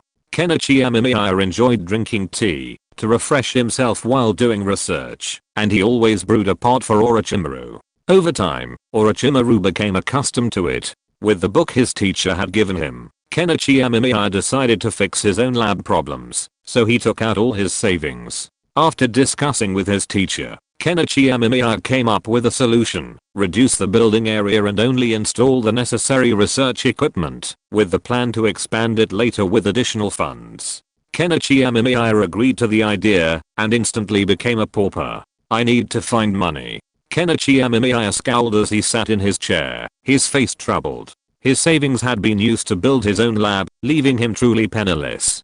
Kenichi Amemiya was no longer a Konoha ninja, so he couldn't go to the mission gathering center to accept missions, and exchanging gold was also a hassle. So Kenichi Amemiya thought of Nagato. Nagato had previously asked to inquire for him, but there had been no further information. Kenichi Amemiya suspected they were still in the process of communicating, as such matters were rather complex. whether in his past life or this one. Whenever money was involved, it was easy to get bogged down in disputes. The problem is, without money, I can't even buy the raw materials for thermobaric explosives, Kenichi Amemiya thought, feeling a bit overwhelmed. Whether Konoha could get the money was still uncertain. What if they wanted proof? Therefore, making another thermobaric bomb was absolutely necessary. Should he try to fleece Kado again? Kenichi Amemiya was troubled. Kado's whereabouts were unknown, and robbing too many wealthy merchants would likely trigger a wanted list from the major ninja villages. Although Kenichi Amemiya didn't care much about this, if Akatsuki became a target of the major ninja villages, he would no longer be able to happily join the Akatsuki. Teacher, aren't you partnered with Kakuzu? Kenichi Amemiya thought of a wealthy man, so he hurried to ask his teacher. If they could get Kakuzu's savings, that would certainly solve the problem. However, Kakuzu was a money-obsessed person, so obtaining it openly wouldn't be easy. Well, that guy's quite powerful, and he's mastered some secret technique, and he just loves to attack me. When Kenichi Amemiya found Orochimaru, he was conducting an experiment. He didn't know what it was, but looking at the white flesh squirming in the petri dish, he didn't think he'd want to know. Then, Sensei, do you know where Kakuzu usually keeps his money? Kenichi Amemiya asked directly, and Orochimaru immediately understood what he meant. Orochimaru glanced at his student with interest. Was he thinking about money so soon? I don't know. That guy never took it out. When we were on missions together, he even worked part-time to earn money. Orochimaru shrugged. Although he hadn't been partners with Kakuzu for long, he could see that Kakuzu loved money. To go after someone like that was a mortal enemy. Extra chapters for every 1000 subscriptions. Thank you so much for your support. Chapter 90 Teacher's Experience in Fraudulent Funding. Hearing that Kakuzu was working part-time to earn travel expenses while on mission struck Kenichi Amemiya as a bit outrageous, but he didn't think it was unusual. After all, Kakuzu simply loved money and probably loved saving it. He'd rarely seen him spend it, so working part-time to pay for his trips wasn't outlandish. What a hassle, Kenichi Amemiya sighed. He had originally considered trying to scam Kakuzu out of money, but now that seemed difficult. Kenichi Amemiya's previous plan was to either extort some money from Kakuzu or simply steal his wallet, thus solving his financial problem. But it seemed Kakuzu had no other interests other than making money. In this situation, getting money from Kakuzu was practically impossible. He could only rob him. If you want money, just take it directly from Konoha. Orochimaru smiled. He'd been involved in scientific research for a long time, so he had considerable experience in securing funding. Ah, teacher, what do you mean? Amemiya Kenichi asked curiously. Konoha certainly had money, but how to get it was a science. Didn't you blow up the hidden cloud village? You can collect some bounties from Konoha. As for research, you can find something Konoha is interested in, and then have them invest in it, Orochimaru explained briefly. After hearing this, Amemiya Kenichi felt the first option was not a problem, as Nagato was already helping him with it. As for the second option, Amemiya Kenichi thought the thermobaric bomb he had on hand might be a solution. However, the threat posed by thermobaric bombs was quite significant. If he gave them to someone else, what if they were to hit him one day? Therefore, he had no intention of selling thermobaric bombs. The only thing he could sell seemed to be the food production increase, which he hadn't yet researched. But teacher, I have some on hand. Kenichi Amemiya was a little embarrassed. Who said you should sell what you made now? You can just come up with a concept and let Konoha pay you. Orochimaru gave Kenichi Amemiya a strange look. Kenichi Amemiya was stunned. Good guy, just making big promises, right? Teacher, if you did that in your previous life, you would have been defrauding scientific research funds. However, considering that the cooperation between the teacher and Konoha was actually quite smooth, even if it was researching something like wood release, there were actually results. Didn't Yamato master wood release? Although Yamato's wood release was completely different from the first generation's wood release, but at least there were scientific research results, so this was one of the reasons why Konoha was willing to pay. Just when Kenichi Amemiya was about to talk to the teacher first, he felt the ring on his hand warm up, and then Nagato's voice came over. Tama, Konoha isn't entirely convinced. We need you to provide further proof. If you can replicate the event on the main battlefield of the Frost Country, Konoha will pay a hefty reward, Nagato explained succinctly. Amemiya Kenichi felt a little frustrated. Reproducing the event wasn't a big deal. The only hurdle was recreating the thermobaric bomb. But he was determined to find a solution, so he talked to his teacher and used the money he'd previously earned to buy the raw materials for the bomb. However, gathering the materials would take time. Delivery took time, and without the sealing scroll, the time would be even longer. While waiting for the materials to arrive, Amemiya Kenichi also decided to begin researching hybrid rice. Success would be enormously profitable. By then, the 5 great nations know, even the entire ninja world would be in great need of such a crop. With a better fed population and increased productivity, the likelihood of war would decrease. Ultimately, wars in the ninja world are often caused by an overabundance of ninja and insufficient resources. The struggle for these resources leads to wars, which in turn depletes the ninja population. Hybrid rice is such a hassle. I didn't go to an agricultural university before. Once he began researching it, Kenichi Amemiya realized there were quite a few problems. He knew about hybrid rice, but he had no idea how it was done, or if there were any specific techniques. It's true that in science, if you don't have the right approach, you're completely clueless. It's impossible to understand the ins and outs of these things. Take hybrid rice, for example. Everyone had heard of it in their past lives, but how many people could explain it without searching online? Those who could explain it were usually agricultural majors, people who had studied or understood the field. But maybe I could study the effects of chakra on crops, Kenichi Amemiya pondered. The biggest difference between this world and his past was chakra. Kenichi Amemiya planned to start with chakra, to see if it could be used to accelerate the growth of crops. However, that would make the technology much less replicable and less suitable for widespread adoption. Therefore, the most fundamental solution is to see if the genetics of these crops can be improved. For example, using yang attribute chakra to stimulate crop seeds, then selecting the best ones. With continuous cultivation, suitable seeds should be cultivated. As for whether anyone in the ninja world is researching this issue, Kenichi Amemiya believes that none exist. Just look at hot air balloons. While the ninja world boasts some impressive and modern technology, some areas are completely undeveloped. Even things like hot air balloons are unprecedented and magical. Kenichi Amemiya doesn't believe that chakra of other attributes will have any positive effect on the seeds. The most likely outcome is that they will be ruined. Thank you all for your help. This time, our project is to mobilize chakra and study whether it can affect the genetics of crop seeds, Kenichi Amemiya said, using the multiple shadow clone technique. Looking at the multiple clones of himself, Kenichi Amemiya quickly explained that scientific research is too slow to be done alone. It's better to split up a group and do it yourself. While it's a bit more tiring, it saves a lot of time. Reporting on the results, the average subscription is currently $14.50, a very good result. Thank you all for your support. Chapter 91 Your graduation thesis has overtaken mine. If Kenichi Amemiya were to rank the many ninjutsu in the ninja world, the highest would undoubtedly be the reincarnation technique, followed closely by the multiple shadow clone technique.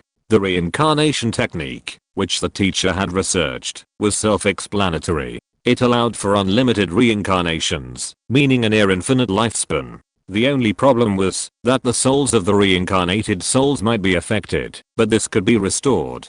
The multiple shadow clone technique, on the other hand, was invaluable. If it weren't for the fatigue that returned when the clones were removed, it would be practically perfect. For example, right now, 7 Kenichi Amemiyas were bustling around in a small laboratory, discarding or placing rice seeds one by one in specialized petri dishes, and labeling them with numbers. Without the multiple shadow clone technique, this efficiency would naturally be limited, but now that they were available, Kenichi Amemiya could accomplish more in the same amount of time. Can yang attribute chakra cause plants to grow? One Kenichi Amemiya asked without turning back. There's no way to accelerate growth. Infusing them with large amounts of yang attribute chakra can only slightly accelerate growth, but it also severely damages their vitality. Another Amemiya Kenichi tossed the seeds in his hand into the trash, rendering them useless. Perhaps we need to master the power of wood release to accelerate plant growth, replied Amemiya Kenichi, who was busy labeling the seeds. Don't we have that person's constitution? Why can't we master wood release? The other Amemiya Kenichi put down his seeds in confusion. The original Amemiya Kenichi listened to the chatter, feeling somewhat frustrated. He pinched his brow. Why didn't he have wood release? Amemiya Kenichi wasn't entirely sure. Although he knew wood release was a combination of water and earth chakra, if it were that simple, it would have been ubiquitous long ago. Currently, the only ninjas who have mastered wood release are the first demon, Hashirama Senju, and Yamato, who had successfully experimented with it. Stop arguing. Since we can't accelerate growth, let's first select and cultivate the best seeds, then plant and observe them together. Rice here only harvests once every 6 months, so it won't take too long. Amemiya Kenichi was somewhat frustrated. His shadow clones always ended up arguing mid-conversation. It was strange. Even he could argue with himself. Agriculture, especially plant cultivation and seed selection, is often time-consuming, even incredibly so. After all, it takes a long time for crops to mature from planting, and even a single or two selections might not yield seeds that inherit the desired characteristics. Therefore, continuous selection and cultivation are necessary, followed by continued planting and waiting for the next batch to mature. This is why some students at agricultural universities treasure their crops or animals so dearly. These aren't just ordinary crops or animals, they're their graduation theses. Even more frightening is the time it takes to cultivate these theses, requiring constant care and attention, lest they end up in tragic accidents like your graduation thesis eats up mine. The ninja world currently lacks the ability to ripen crops quickly. Perhaps wood release could, but that's uncertain. After all, the Shodaime is dead. Amemiya Kenichi leaped to his feet. Yeah, why hadn't he thought of that? While the Shodaime was indeed dead, this was the ninja world.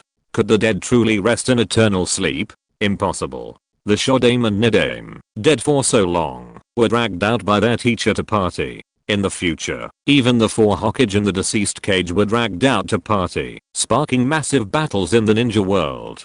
So, the idea that one can rest in eternal sleep after death simply doesn't hold true in the ninja world. If their teacher could drag the Shodaime out to party, then there was no reason he couldn't drag her out to contribute to science. And compared to asking her to fight, Amemiya Kenichi would be much more likely to accept an offer that would benefit the ninja world. So, Amemiya Kenichi ran out excitedly, intending to find a living sacrifice, and then release the Shodaime into the impure world. He didn't need immense strength, just the ability to perform wood release. However, just as he rushed out of the laboratory, Amemiya Kenichi ran head-on into his teacher. Fortunately, Amemiya Kenichi was quick to react and dodged. The idea of accidentally falling and causing all sorts of mishaps only happened in romantic comedy anime. The most likely outcome of bumping into a teacher was a stab. He had just seen the teacher raise a kunai. Why are you so impatient? Orochimaru frowned, sheathing the kunai in his hand. He had just thought his disciple had grown up and was ready to prove his abilities. Teacher, I had an inspiration, so I was a little anxious. Amemiya Kenichi smiled awkwardly. He hadn't expected the teacher to approach him. Here are the raw materials you requested. Orochimaru's expression softened slightly at this. He had experienced moments of intense excitement from sudden inspiration before, and he could relate to that feeling.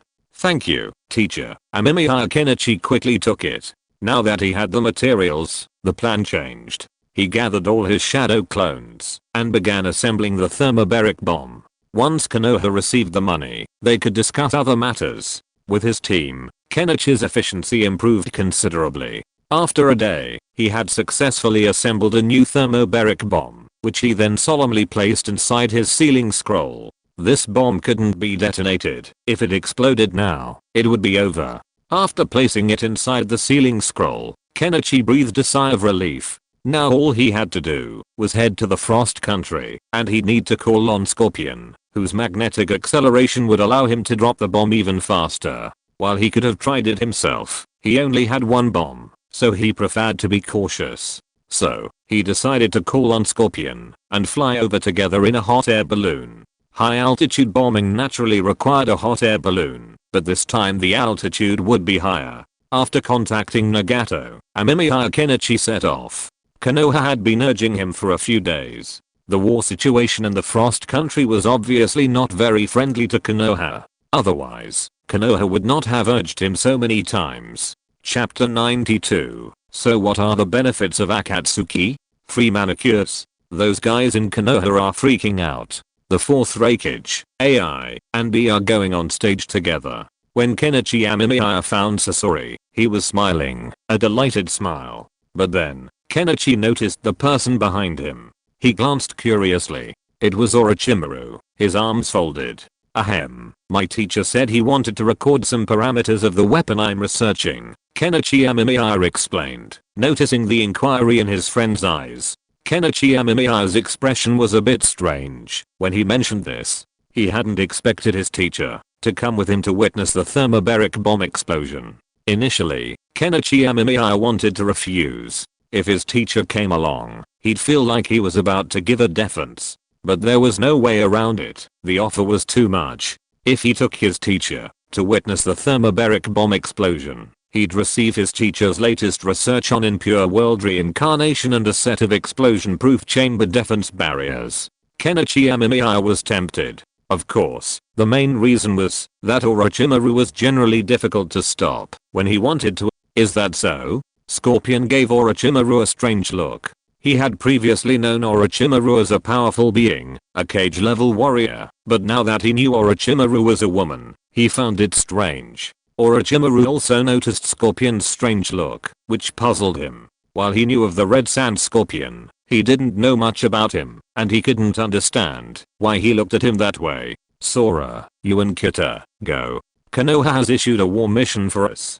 Just then, Tendo Pain leaped over from a distance, looking at Orochimaru coldly and speaking. Amemiya Kenichi was also a little embarrassed. He had previously said he would take his teacher to see the thermobaric bomb explosion, but he hadn't expected that teacher to be assigned a mission by Nagato in the blink of an eye. Just the two of us? Orochimaru said impatiently. He had joined the Akatsuki for the Rinnegan, but now he felt like a laborer, busy every day accumulating funds for the organization. A few subordinates will be accompanying you, Nagato added, and soon after, several unfamiliar ninja appeared behind them, followed by a stoic Kakuzu. Amemiya Kenichi looked on curiously. He knew that Akatsuki had recruited some members in the past, but most of them had died. Those who survived were exceptionally powerful. Amemiya Kenichi didn't even know these guys, and they were likely destined for death after just a few missions. Can I refuse? I've already promised my student I'll go see his experiments, Orochimaru said impatiently. This is the organization's order, Nagato said. The mission money offered by Konoha this time was substantial, and they were truly struggling. Contrary to Konoha's expectations, the Hidden Cloud Village showed no signs of decline after the attack. Instead, they intensified their attacks. The ANBU combination took the field, putting immense pressure on Konoha. Other ninja villages that might have sent troops also paused, planning to wait and see, waiting until Konoha and Kumogakure were nearly exhausted before surviving. Because the other ninja villages were sitting on the sidelines, Konoha had to divert some of its forces to guard against those who might take advantage of it at any moment. This naturally restricted its capabilities against the reckless Kumogakure ninja. This was why Konoha was so anxious to urge them on. Of course, the organization will also give you a more generous reward, Nagato added. Ultimately, the Akatsuki wasn't bound together by ethereal ideals. After all, there were hardly any fools who could become powerful ninjas. No one would work hard for the Akatsuki if it was just empty promises without tangible benefits. Therefore, the Akatsuki's perks were quite good, like free manicures for members. Conan had asked Amemiya Kenichi what color nail polish he wanted, but he declined. Although not wearing nail polish felt a bit out of place, he truly didn't want to. Nagato's offer to Kenichi Amemiya was to earn credits by completing missions and providing funds to the organization, which could then be exchanged for rare rewards. Such contributions included researching rare items unique to Akatsuki, such as the Black Rod. Nagato even claimed that, if he performed well, he could gain access to even more mysterious items. Kenichi Amemiya suspected Nagato was referring to the Outer Path demon statue. Of course, Nagato's martial prowess was also a crucial factor in keeping Akatsuki afloat. Then can I research the Rinnegan? Orochimaru licked his lips, smirking at Nagato. No, but I can let you examine the object you're particularly interested in up close. Nagato was silent for a moment, then shook his head. He certainly wouldn't allow Orochimaru to study the Rinnegan, but he could. Kenichi Amemiya was curious to see his teacher agree so readily. The teacher's quick agreement proved that the object must be even more intriguing to him than his own thermobaric bomb. So what was it? It definitely wasn't the Rinnegan, so could it be the Outer Path demon statue? Kenichi Amemiya felt that this was the only possible explanation. After all, when it came to the Akatsuki Nagato's most coveted possessions, besides the Rinnegan, it was the Outer Path demon statue, and then the black rod. Although Kenichi Amemiya was curious, his teacher had already left with the ninjas on a mission with Kakuzu, so he couldn't ask further. He thought his teacher would tell him when he returned. Those guys are so pitiful. Kenichi Amemiya shook his head as he watched the departing Akatsuki newcomers. He wondered how many of them would survive this time. As his teacher had said, Kakuzu was no pushover.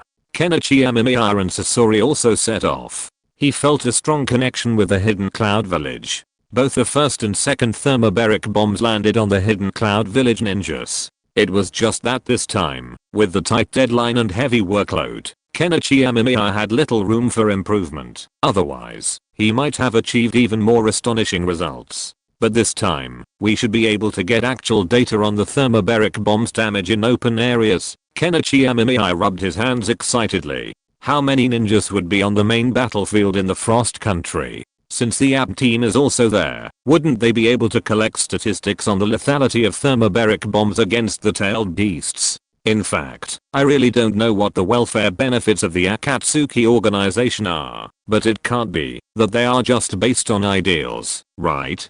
Chapter 93 Scorpion, flesh and blood are weak, and machinery ascends.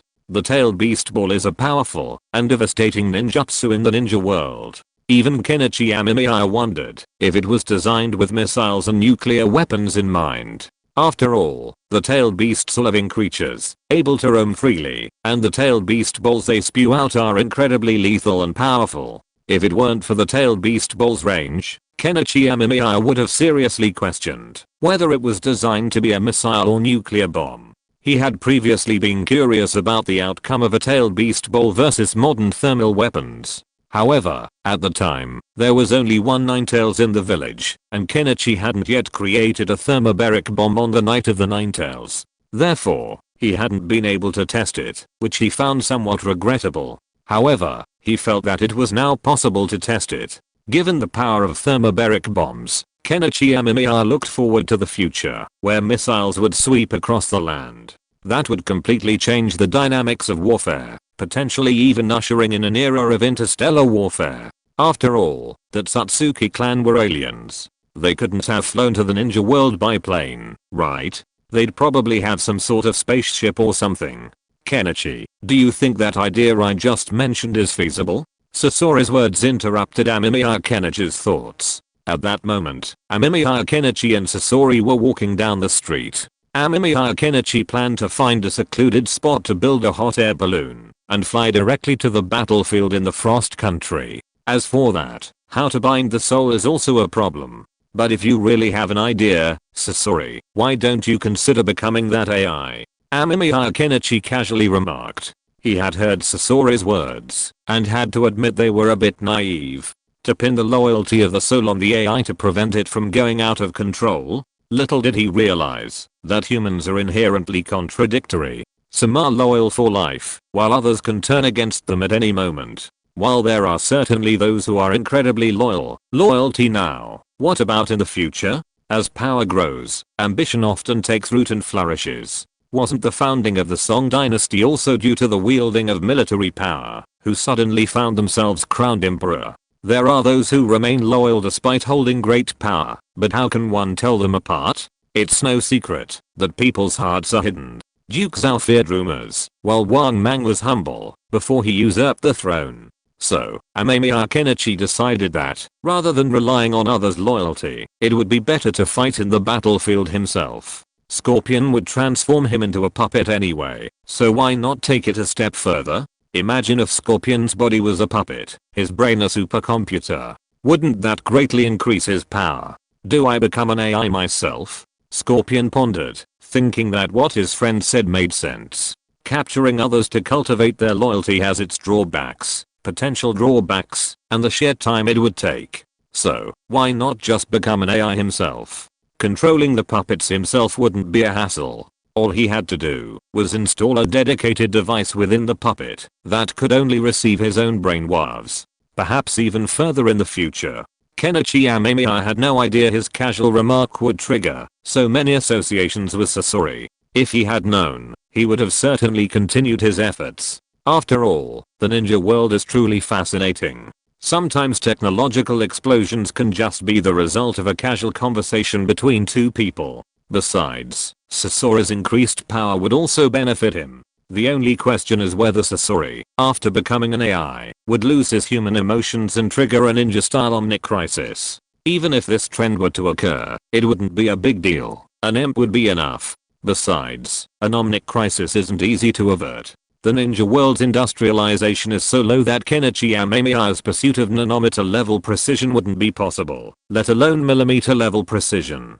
Large-scale puppet production would be difficult, unless Sasori became the Kazakage of the Sand Village, and commanded the village, to produce them en masse. However, even if Sasori were to produce puppets, the enemies he would face would be incredibly powerful. Madara-sama, the Shodaime, who among them wasn't a monster? Even if they hadn't been resurrected, Obito and Nagato would be enough for Sasori to deal a heavy blow. Let's go. Even if you really want to do this, it won't be solved overnight. Amemiya Kenichi shook his head.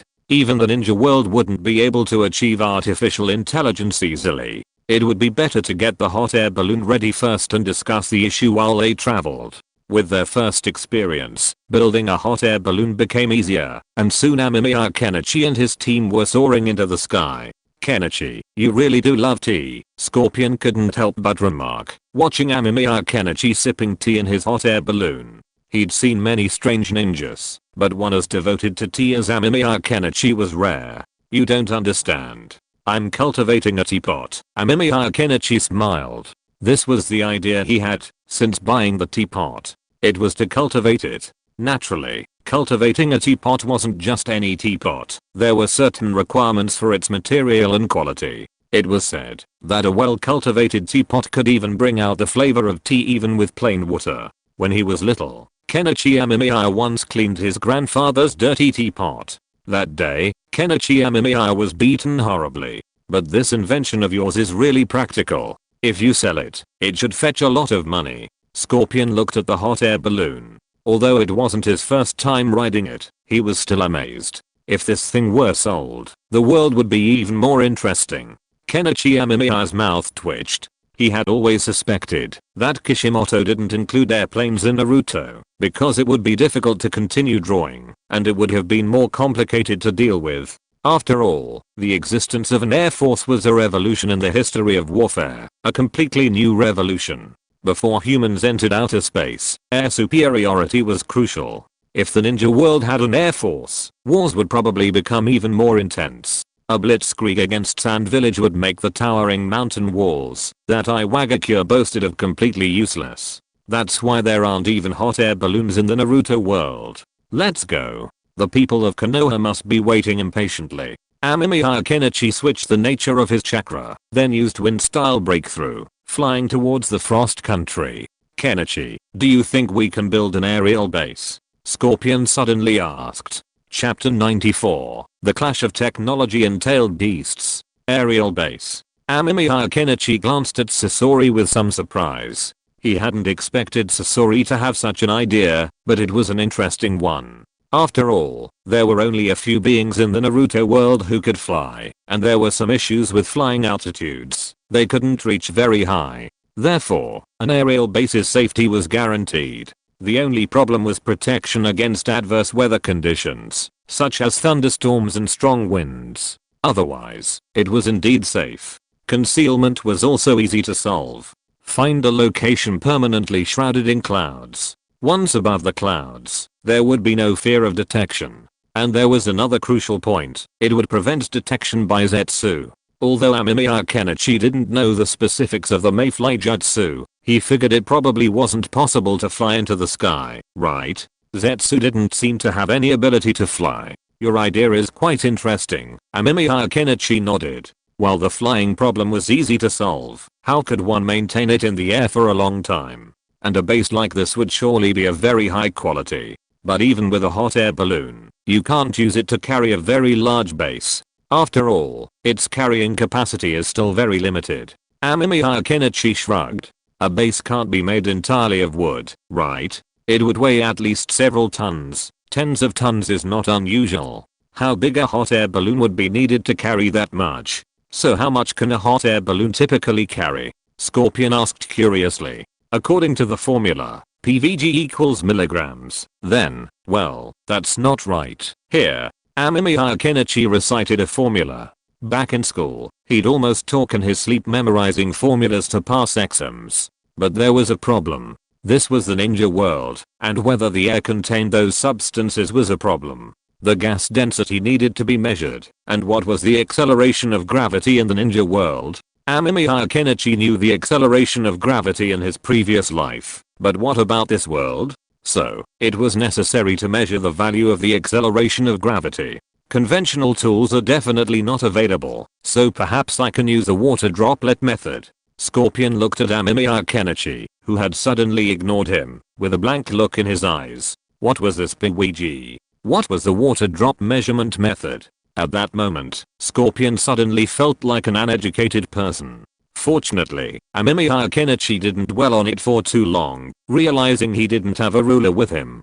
He could measure the acceleration of gravity later, as the water drop measurement method was considered a relatively primitive and convenient measurement method. For now, this hot air balloon we've built can only carry the weight of 3 or 4 people at most. Amemiya Kenichi could only offer a vague answer.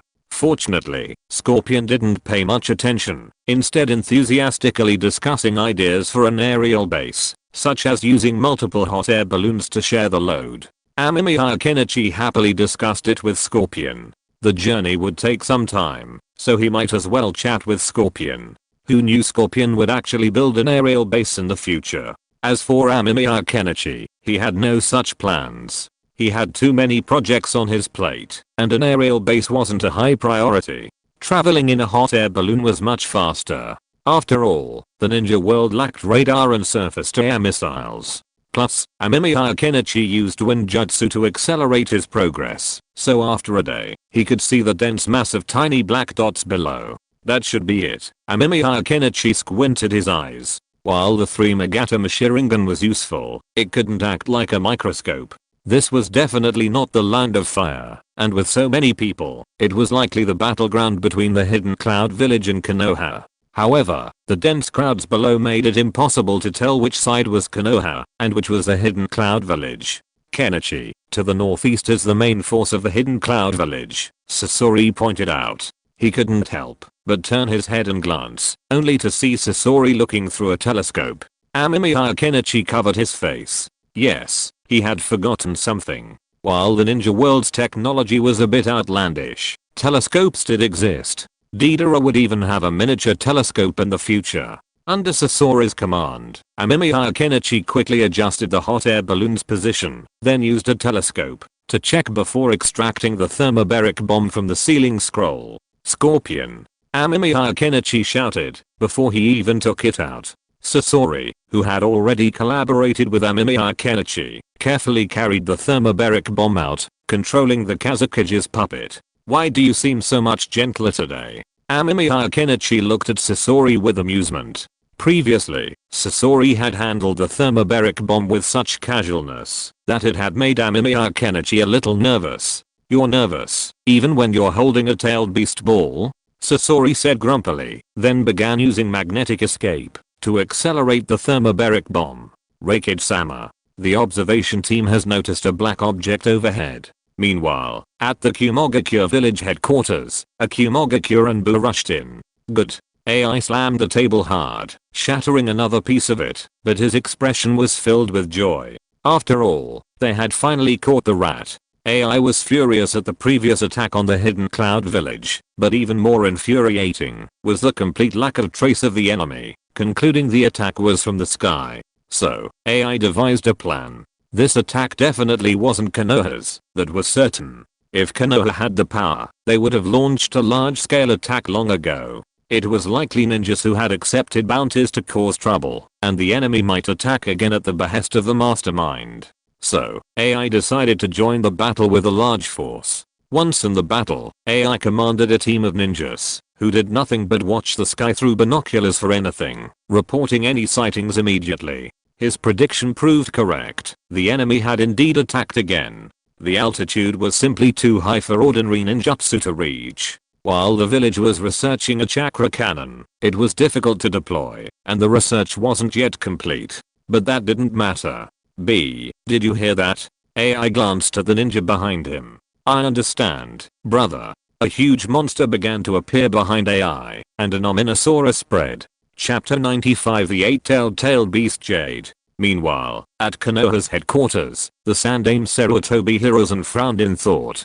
He was contemplating how to deal with the threat posed by the hidden cloud village, while also having to contend with the other ninja villages. This was, frankly, a bit of a dilemma for the Sandaime. However, at this moment, the Sandaime suddenly noticed a commotion outside.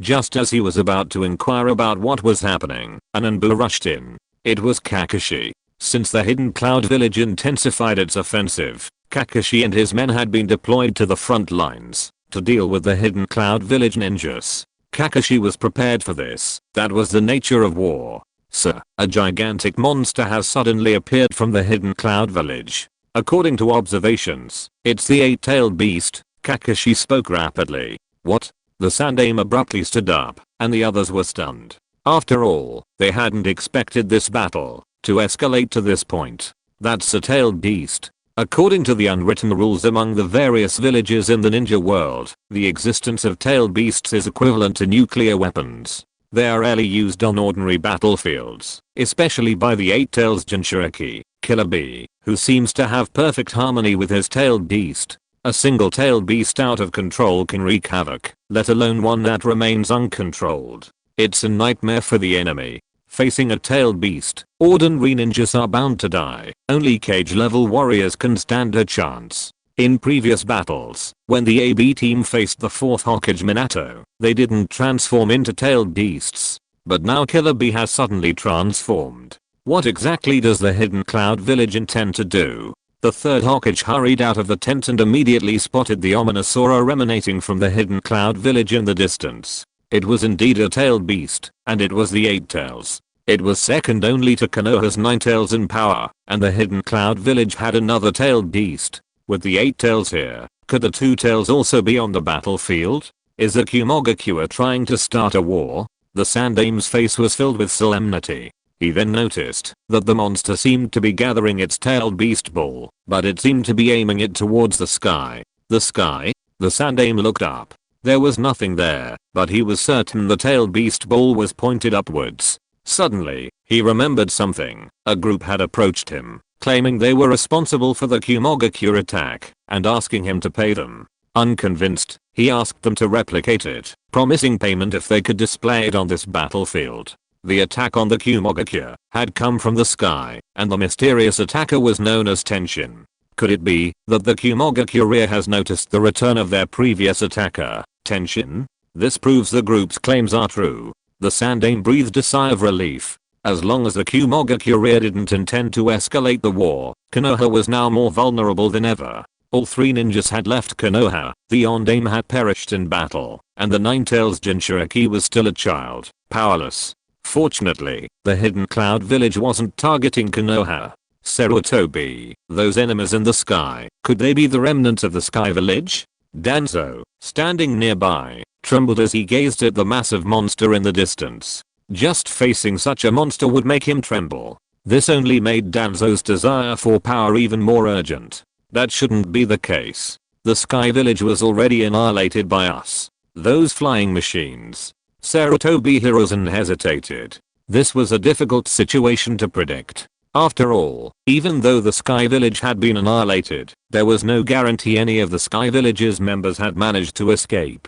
The Eight Tails Jinchuriki? Nagato glanced towards the distant hidden Cloud Village. He was also on a mission on the battlefield and had noticed the Eight Tails' appearance, but his heart remained calm. The Akatsuki would capture the tailed beasts, but not now, and they would have to start with the One Tails. The Eight Tails was considered a later stage tailed beast, so he had no plans. Kenichi Amemiya, let me see how magnanimous you are. Nagato intended to carefully observe his subordinate's abilities. If he proved exceptional, it wouldn't be impossible to improve his benefits. Konan had previously told him that Kenichi Amemiya was a bit of a loner, even refusing to get a manicure. Nagato glanced down at the manicure on Pain's hand and remained silent for a long moment. Kakuzu and Orochimaru, who were on a mission, naturally noticed as well. Orochimaru even stood in the treetops. He had guessed what the Eight Tails was doing and wanted to see what was so special about his disciple that it warranted such attention. As for Kenichi Amemiya, now the center of attention on the battlefield, he felt like cursing. He hadn't expected Killer Bee to target him before he even dropped the thermobaric bomb. The tailed beast ball had already left the Eight Tails' mouth and was hurtling towards him. Scorpion, drop the bomb in 7 seconds. Kenichi Amemiya took a deep breath and leaped down. Looking at the tailed beast ball charging towards him, Amemiya Kenichi felt immense pressure. However, having now entered Sage Mode, he was not without strength to fight the tailed beast ball. A vast amount of Senjutsu chakra gathered in Amemiya Kenichi's hands, transforming into a mighty torrent of lightning. The dark lightning, streaked with red, carried an ominous aura. To deal with the tailed beast ball head-on, Amemiya Kenichi continuously channeled chakra into it, causing the lightning in his hands to become increasingly active. What if I focus the lightning in both hands and fire it out with chakra? Amemiya Kenichi suddenly thought of this, then he pressed his hands together, his expression changing. He realized that the combined power of the two lightning bolts was becoming increasingly difficult to control. To prevent the lightning from exploding in his hands, Amemiya Kenichi hastily struck the tailed beast ball below. Almost instantly, a flash of light turned Amemiya Kenichi's vision into a white haze. He could see nothing, but soon a surge of scorching energy surged up, blowing Amemiya Kenichi upwards. Looking down, he found that the tailed beast ball had disappeared, and a beam of light rushed straight down, but was blocked by the Eight Tails. At the same time, a black object quickly passed by Amemiya Kenichi and rushed towards the Eight Tails Jinchuriki below. If you're listening to this novel on a channel other than Fanfic World, it means they downloaded and uploaded it without effort. We cordially invite you to visit our channel, Mundo Fanfic Novelos. There you'll find the original version of this story and you can explore many other novels of various genres. We're waiting for you to immerse yourself in a world of incredible novels. Chapter 96. Who is the one who takes on the thermobaric bomb head-on? A werewolf. It was a thermobaric bomb. Scorpion, as ordered by Amemiya Kenichi, launched the bomb, aiming for the Eight Tails on the ground. Seeing this, Amemiya Kenichi deployed his parachute and used wind style to rapidly propel himself away from the center of the explosion. However, before he could escape, a blazing heat wave surged from below, blasting him skyward. Even higher than the hot air balloon, the parachute lifted him off the ground. The scorching heat seared Amemiya Kenichi's back, and his breath hitched. The bomb's power was far greater than he'd imagined. Fortunately, Amemiya Kenichi was at high altitude, out of the bomb's primary range, so he didn't feel much pain. Looking down, he could even see the rapidly rising mushroom cloud and the nearly visible shockwave emanating from its center, instantly sending the ninja on the battlefield careening. It might look more impressive in open areas, but its lethality is also significantly reduced. Next time, for such open areas, perhaps we can use fuel air explosives. Amemiya Kenichi stroked his chin. This wasn't to say that thermobaric bombs were less powerful than fuel air explosives, but rather that they were more economical and, in Amemiya Kenichi's opinion, more practical. If cost effectiveness was the key, fuel air explosives were naturally preferred. This required obtaining the fuel air explosive design. While thermobaric bombs were highly effective in confined environments, they weren't as effective in open areas as they were in confined spaces. At least the vacuum created by removing all oxygen significantly limited their effectiveness, but it was still sufficient. And now, witnessed by the ninja, the thermobaric bomb had a flawless second act. The eight-tailed Gyuki roared in anger at the intense heat and destructive effects of the thermobaric bomb's explosives, which contained various elements. Positioned directly at the center of the detonation, it was the first to be struck by the shockwave and heat wave. Almost instantly, the eight-tailed Gyuki's skin was burned away, exposing its internal tissues. The instantaneous heat, exceeding 2000 degrees Celsius, could melt nearly any organic matter. If it weren't for Gyuki's physique, he would have been roasted like a cow. But in addition to the sudden burst of heat, there was also immense pressure. A thumb-sized patch of skin was bearing 500 kilograms or more. At the moment of the explosion, Gyuki was practically crushed to the ground. What kind of ninjutsu is this? Gyuki trembled in agony. The last time he felt this much pain, it seemed like he'd been beaten by that idiot Kurama.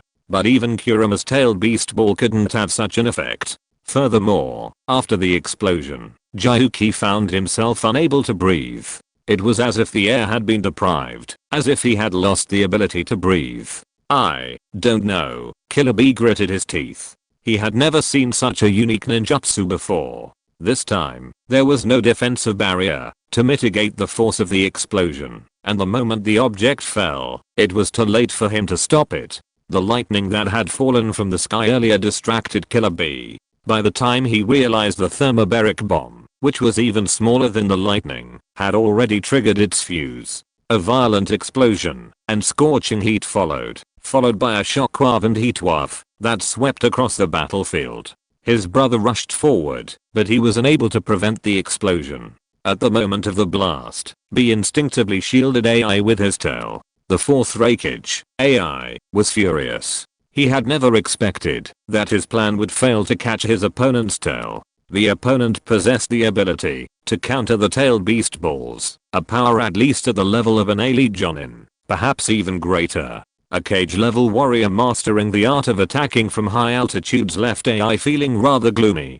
Fortunately, despite the lack of a protective barrier, the presence of the massive Uchiha in front cleverly mitigated some of the blast's force, saving the bulk of the Kumogakyo's forces. However, those ninja not within the range of the Uchiha were in dire straits. Genin near the detonation point were sublimated almost instantly, rendering their defensive ninjutsu useless. Although the Chunin and above had received AI's orders and deployed numerous defensive ninjutsu, such as earth formation walls, the intense heat and shockwave instantly dissipated these, blowing away those hiding behind. Furthermore, the intense pressure from the thermobaric bomb explosion caused severe internal damage to even those who managed to survive, leaving many lying motionless and vomiting blood. Even those engaged in combat with the Konoha ninja were backstabbed by the heat and shockwave, and some ninja on the Konoha front were also affected. For a moment, the battlefield fell silent. The heatwave burned many ninja, and for a moment, the battlefield was filled with the nauseating smell of barbecue.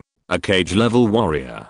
The Sannin was far from the explosion point, and the shockwave was blocked by the ANBU as it approached, posing no threat. However, seeing the plight of the ninja ahead, a gloom fell over the Sannin. As Konoha's ninja doctor, he had seen many ninjutsu, but nothing like this. This guy, is truly astonishingly powerful. Nagato was surprised. Although he knew that a quarter of the Kumogakyo village had been destroyed by Amemiya, Kenichi, witnessing the power of the explosion with his own eyes still left him somewhat amazed. At that moment, Nagato even thought that when the future plan was implemented, he might not even need to use the Super Shinra Tensei himself. Amemiya Kenichi could simply send him to destroy Konoha. However, Nagato remained calm. He had just reflected that, if it were him, he would have been able to deflect the strange object with a single Shinra Tensei before it even landed. Orochimaru was a little surprised. He had just moved closer to see more clearly, but the violent shockwave destroyed his newly painted face, revealing his golden hair and beautiful features. Kakuzu, who was thinking about something, was so shocked that his mouth opened wide. Orochimaru turned out to be a woman, and a very cute girl at that. This scene made Kakuzu a little confused. If this news leaked out, it would probably make many people's eyes pop out. Recommend a friend's new book, The Demon Warlock Only Wants to Save People. Today's update is 6 chapters, and there are 4 more to go. There is an extra chapter for 1,500 average subscriptions. Thank you very much for your support. Chapter 97, Jiraiya, Orochimaru is a woman. Is that very moist? The war between Kumongaku and Konoha was temporarily halted due to outside intervention. The reason for this was that the 4th Raikage of Kumongaku and his brothers, were attacked by a Tenshin. Oh no, this time, Tenshin was renamed Tenma. Because many ninja who experienced that attack cursed the enemy with hatred as a demon, a heartless demon, as disgusting as the devil. Tenshin was renamed Tenma. That attack, using an unknown ninjutsu, caused great trouble for the ninjas of Kumongaku, resulting in thousands of casualties and a serious injury to the 8-Tails Jinchuriki, Killer Bee. Rumor has it that, if Killer Bee hadn't blocked most of the jutsu's power, the casualties would have been doubled. This led to many in Kumongaku growing fonder and more respect for Killer Bee. A large crowd of ninjas and civilians gathered around Killer Bee's hospital, praying for his speedy recovery. Konoha didn't gain any advantage. Although they planned to pursue the blast after the explosion, the enraged 4th Raikage AI displayed strength rivaling his father's, single-handedly crushing an entire ninja unit. The Kumo village ninja, caught in the attack, and fuming over the loss and serious injuries of their comrades, also unleashed a breathtaking display of strength. Konoha ultimately withdrew, and halted their pursuit. The principle of the underdog prevails. However, the battle cleanup only inflated the bounty on Tenma, now reaching 700 million ryo. The Kumo village's contribution was even publicized throughout the ninja world, and the 700 million ryo bounty on Tenma's head was actually on display at the gold exchange office. According to unidentified sources, the center of the battlefield smelled of barbecue, and broken limbs and debris were scattered everywhere. Some ninjas simply vanished from the world, becoming missing persons. Although they were considered missing, the Hidden Cloud village had already accepted their deaths. After all, AI witnessed a genin hiding behind a dirt wall being vaporized along with the wall itself. This battle also made Tenma's name known throughout the ninja world, at least no longer a nobody. Unfortunately, no one had ever seen what Tenma looked like. However, there was also a rumor circulating about this war. Orochimaru, one of the 3 most famous ninjas, was said to be a beautiful woman with golden hair. However, due to the outrageous nature of the rumor, not many believed it. Orochimaru is a woman. Upon hearing this, a drunken Jiraiya looked up with a puzzled expression. He was currently collecting folk songs, and overhearing the discussion among the ninja nearby, he nearly threw his sake flask at their heads. What a joke. How could Orochimaru be a woman? Jiraiya had grown up with Orochimaru, and knew him intimately. Furthermore, based on Jiraiya's years of experience, Orochimaru had no attraction to women, so he completely disbelieved that Orochimaru could be a woman. If Orochimaru were a woman, then I would be Miss Konoha, Jiraiya bluntly declared. He personally selected Miss Konoha, choosing the most beautiful woman in Konoha. After each selection, he would give a copy to the old Sandame. Although he often criticized him for not doing his job properly, he quietly accepted the beauty pageant brochure. After taking a sip of wine, Jiraiya put down the money and staggered away. He had originally believed that Minato was the child of prophecy, but with Minato dead, it was time for him to resume his search for the child of prophecy. However, some time ago, Gamma Sage summoned him, saying that he had dreamed of something new, that the ninja world might face a crisis of destruction in the future, and that a beam of light would descend from the sky, instantly sinking the continent. This made Jiraiya anxious. Perhaps only the child of prophecy could resolve this crisis, so he took things a little more seriously. Tama, this is the bounty for the mission assigned by Konoha. According to the organization's rules, half of it should be confiscated, but since you've invested so much, only 1/3 will do. Seeing the money Nagato handed him, Amemiya Kenichi was excited. Konoha had been very generous with the payment this time. After deducting the portion he had to hand over to the organization, he still received 600 million, an astronomical sum. An ordinary jonin would have to complete numerous missions, even without food or water, to amass that much. You're amazing, Tenma, Zetsu said sarcastically, looking a little displeased with Amemiya Kenichi. Amemiya Kenichi was puzzled.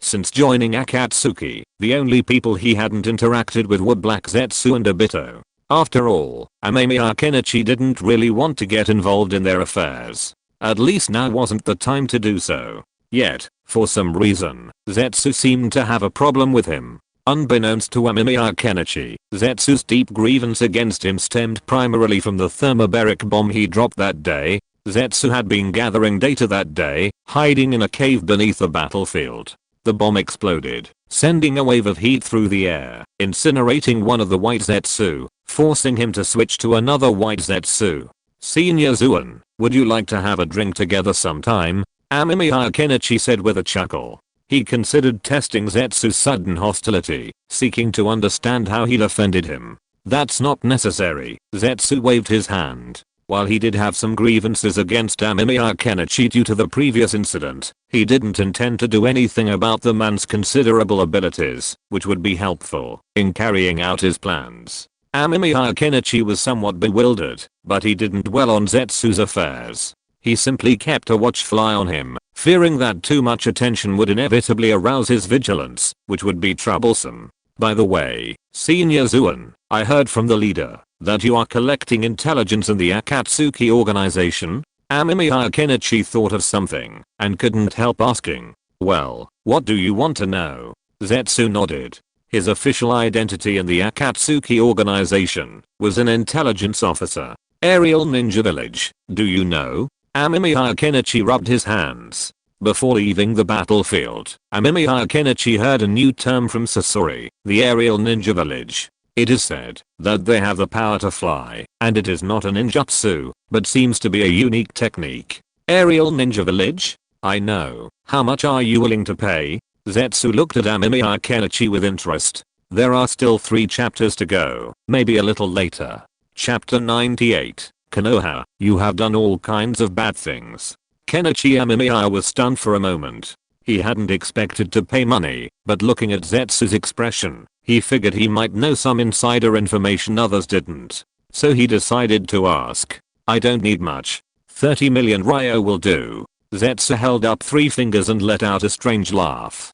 Kenichi Amemiya handed over the money without hesitation. 30 million ryo was a lot, almost as much as a Jonin's bounty, but Kenichi Amemiya felt it was worth it. When discussing this with Sasori, Kenichi Amemiya had suggested that moving the test base into the sky would be a good option, offering greater security and protection from natural disasters. When he heard about the Sky Ninja Village, Kenichi Amemiya knew it must be a plot he hadn't learned about, so he wanted to find out about it.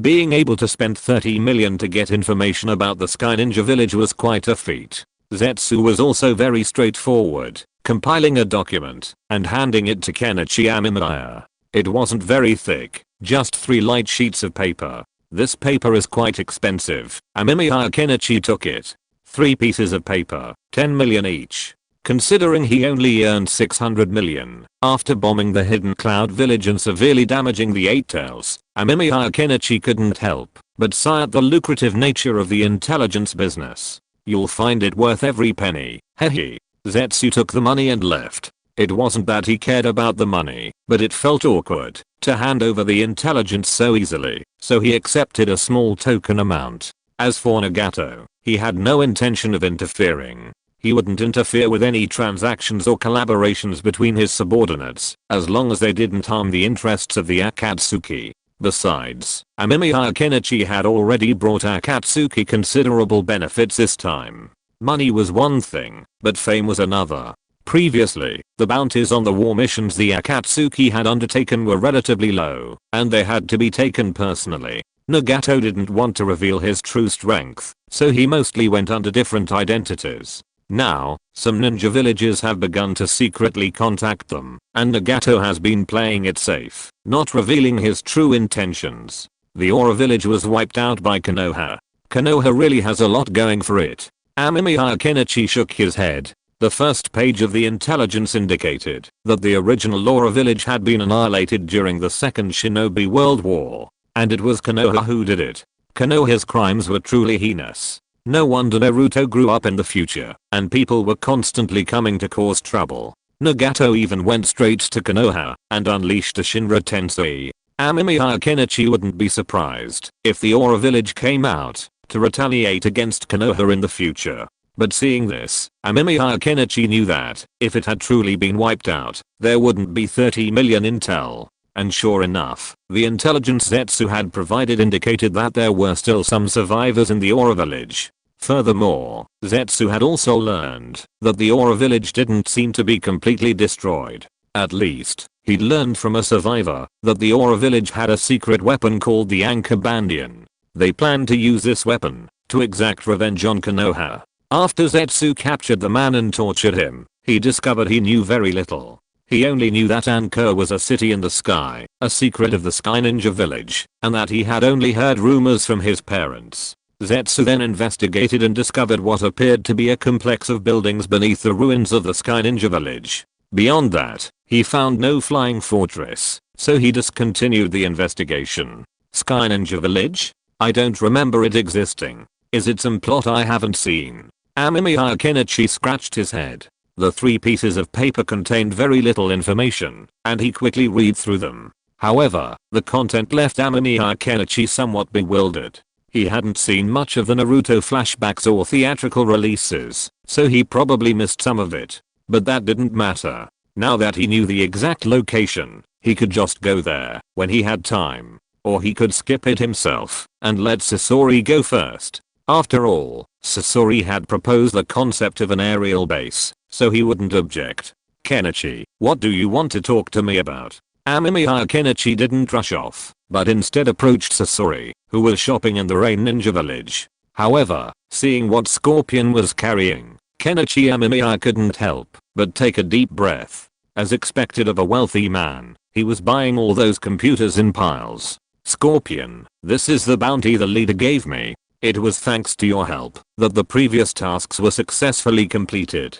Kenichi Amemiya smiled and handed over a sealed scroll containing 50 million ryo. His experience as a laborer in his previous life taught Kenichi Amemiya that when there's money to be made, it's best to share it with everyone. That's how business and relationships can be sustained. If you try to keep it to yourself, problems will arise sooner or later. However, Scorpion didn't mind much and even refused several times. Seeing Kenichi Amemiya's firm attitude, he finally accepted it. He also showed Scorpion the intelligence he had previously purchased from Zetsu. There are still people alive in the Sky Ninja village, but is this Ankuri lore fake? Scorpion was indeed intrigued. He had previously told Kenichi Amemiya about the base. Now that Kenichi Amemiya had approached him with such intelligence, Scorpion naturally understood his friend's intentions. It's 50% true, but that's a good chance for us to try. The aerial ninja village has advanced flying technology. If it's them, they might actually have something truly remarkable. Amemiya Kenichi nodded. Honestly, if he weren't so busy, Amemiya Kenichi would have wanted to go with Sasori to find this anchor. I'm busy right now, I can go check it out later. Sasori hesitated, but then nodded in agreement. He was busy improving Unit 01 with the beheading sword he had acquired earlier. Amemiya Kenichi didn't rush him, knowing that such things shouldn't be rushed. It would only upset others. After a brief chat with Sasori and offering some ideas for improvement, Amemiya Kenichi left. After completing this mission, he specifically asked Nagato for some downtime to research hybrid rice and other topics, and Nagato agreed. Of course, Amemiya Kenichi also felt that it had something to do with the considerable money he had earned for the Akatsuki organization. Come to think of it, it seems the teacher is still on the mission, so now. Amemiya Kenichi thought for a moment, then rubbed his hands excitedly. If the teacher is not here, does that mean I can do whatever I want? Chapter 99. Isn't it common sense that there is a black market in the ninja world? Everyone has experienced similar things to some degree, like when you were a kid and your teacher suddenly left the class for evening study. Or, as a student, you'd return home to find your parents away on a business trip, leaving you home alone for a few days, and your computer unlocked. While Orochimaru usually doesn't impose any restrictions on Kenichi Amemiya, there's something different about that. Kenichi finds it easier to relax when he's alone in the lab. I feel like my inspiration is more abundant in this quiet environment. Back in the familiar Tanakuni lab, Kenichi stretched out in his chair. But how did you develop this facial recognition? Kenichi wondered, but after a short break, he got up and started working. What's usually the top priority in the lab?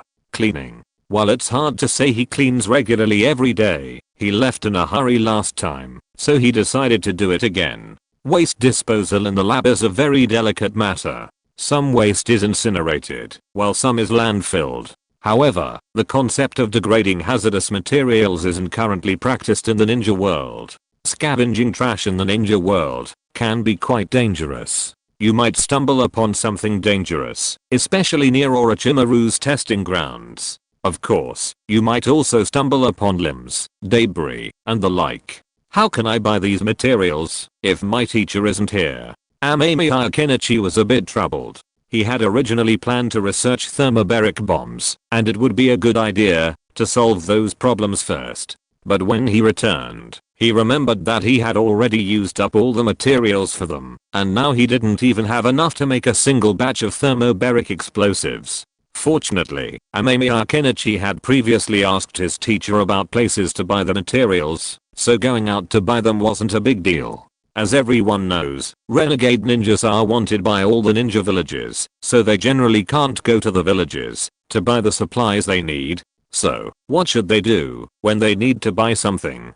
Of course, they should go to places that provide supplies to these renegade ninjas. When Amemiya Kenichi heard his teacher's explanation, he'd complained that the setting sounded a bit like a black market, but after listening to his teacher, he realized it was even more dangerous. Those who usually frequented such places were either renegade ninja or wandering ninja, but there were also bounty hunters active there, searching for those who had revealed their identities, killing them and claiming the village's bounty. So, even when his teacher went shopping, he would use the error assertion technique to replace his own face. It wasn't that Orochimaru, a member of the three ninjas, couldn't handle those minions. It was simply that his teacher didn't want to waste time fighting those driven by money, so he'd rather conduct more experiments. Although Amemiya Kenichi hadn't been there, he had heard his teacher talk about it. So, after finding a lucky person to have his face replaced, he headed to a black market on the border of the land of rice.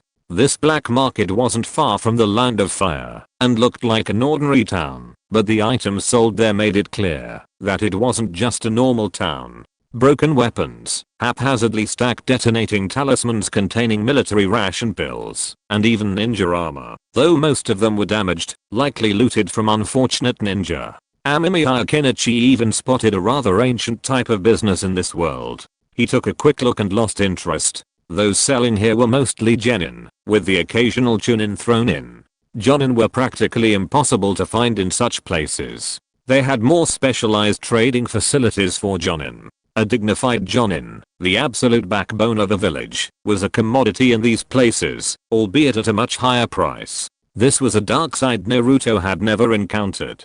This is like the dark web. Amemiya Kenichi smacked his lips. There were even ninjutsu for sale here. They were scrolls with the names of the jutsu inscribed on them. It was unclear whether they were genuine. Their only difference was their affordability. Amemiya Kenichi even spotted an A-rank ninjutsu, Earth Release, Yomiuri Swamp, for sale for 10 million ryo. It looked expensive, but it was actually quite affordable. After all, A-rank ninjutsu are closely guarded within the ninja village, making them difficult to obtain. Knowledge in this world is a monopoly. Then there are the myriad other Bizon ninjutsu, like the lightning release muscle activation jutsu and the water release waterbed jutsu, which truly opened Amemiya Kenichi's eyes. However, none of these ninjutsu held much interest. Instead, a tattered looking ninjutsu scroll caught his eye. It was a ninjutsu for earth release, specifically for transformation. This ninjutsu was a highly practical, advanced ninjutsu, and in his past life, it would have certainly cost a construction worker their jobs. After all, using this ninjutsu allowed the terrain to transform according to the blueprint, making it much easier to build your own house. However, Amemiya Kenichi had no interest in buying any. Selling these ninjutsu scrolls was like buying antiques at a market in his past life. Without a discerning eye, finding one was a real challenge. These guys have a lot of tricks up their sleeves. His teacher had told him before that some shopkeepers would hand you a scroll only to have it turn to ash the moment you opened it, only to then blame it on you. Curious, Amemiya Kenichi asked his teacher about the fate of the ninja who dared to blame Orochimaru. His teacher smiled and calmly explained that he'd been corrupted by the cells of the first generation, transformed into a mindless monster. Not wanting to cause trouble, Amemiya Kenichi didn't bother looking at the scroll that promised transformation. Instead, he went straight to a shop with a sign that said grocery store. "Sir, what do you need?" A young woman stood at the counter, accompanied by a man, both youthful and handsome. "I need these things." Amemiya Kenichi handed over a list of items for making thermobaric bombs. The woman took it, glanced at it, and a smile immediately crossed her face. "Sir, we have the items you want. How would you like to pay?" "We recommend a gold loan," the woman said with a smile. Chapter 100. The hero saves the beauty is no longer suitable for this version. What's this gold yuan loan? Amemiya Kenichi couldn't help but glance at the other person. Damn, he hadn't expected to encounter such a situation just by coming here to buy something. It was truly laughable. "It's one of our products," the woman enthusiastically explained. Amemiya Kenichi took it and looked at it. Wasn't it the Ninja World's version of loan sharking? There was even a down payment, the interest rate was incredibly high, and the 7-day loan period was truly infuriating. If you choose a gold yuan loan of over 1 million taels, you can. The woman licked her lips at Amemiya Kenichi, her face full of allure. Amemiya Kenichi thought, what else can I expect if I choose this? Getting my marrow sucked out of my bones? No, I'll pay in full. Amemiya Kenichi curled his lips. He didn't need this gold yuan loan.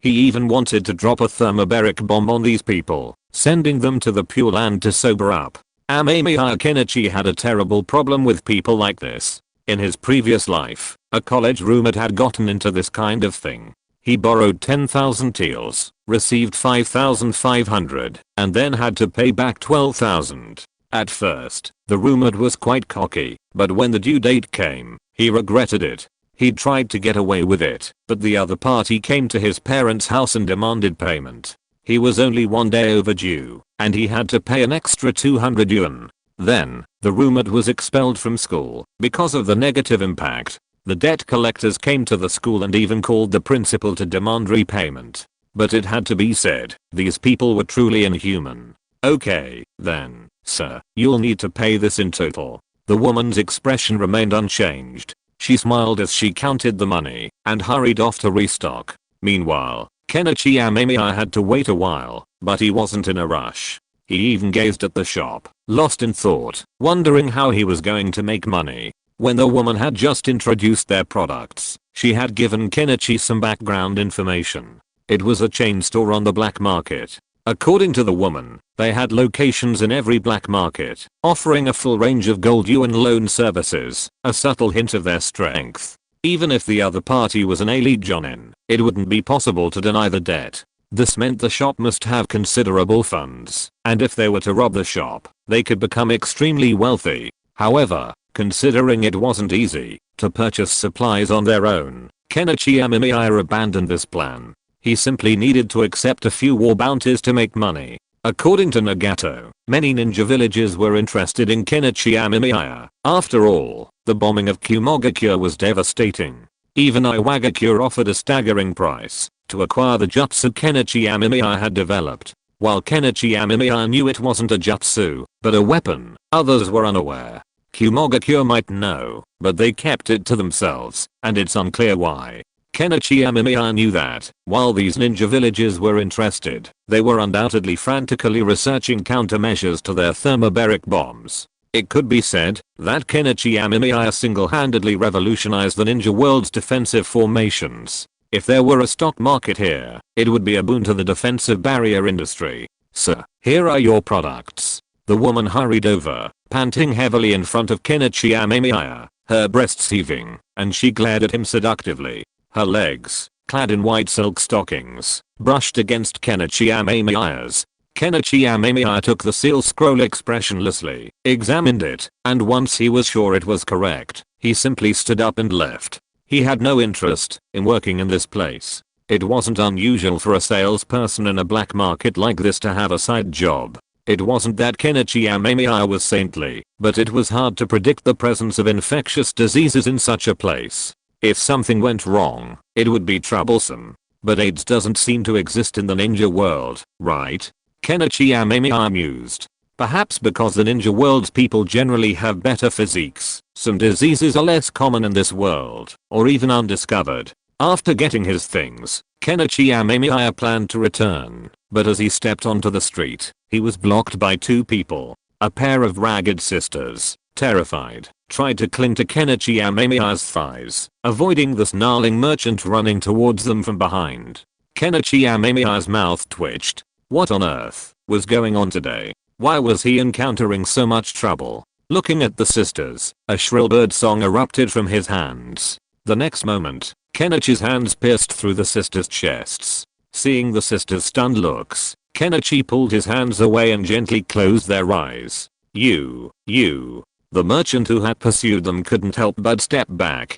Kenichi Amemiya smiled at him, and the bird song began to rise again. You're broke and yet you're imitating others in robbery? Can't you have some professional ethics? You're putting me in a difficult position. Looking at the man, who had pissed himself, Kenichi Amemiya squatted on the ground and slapped him in the face with the money in his hand. Meeting two sisters in distress on the road, then acting as a hero and finally taking them home? No kidding. This is the cruel ninja world.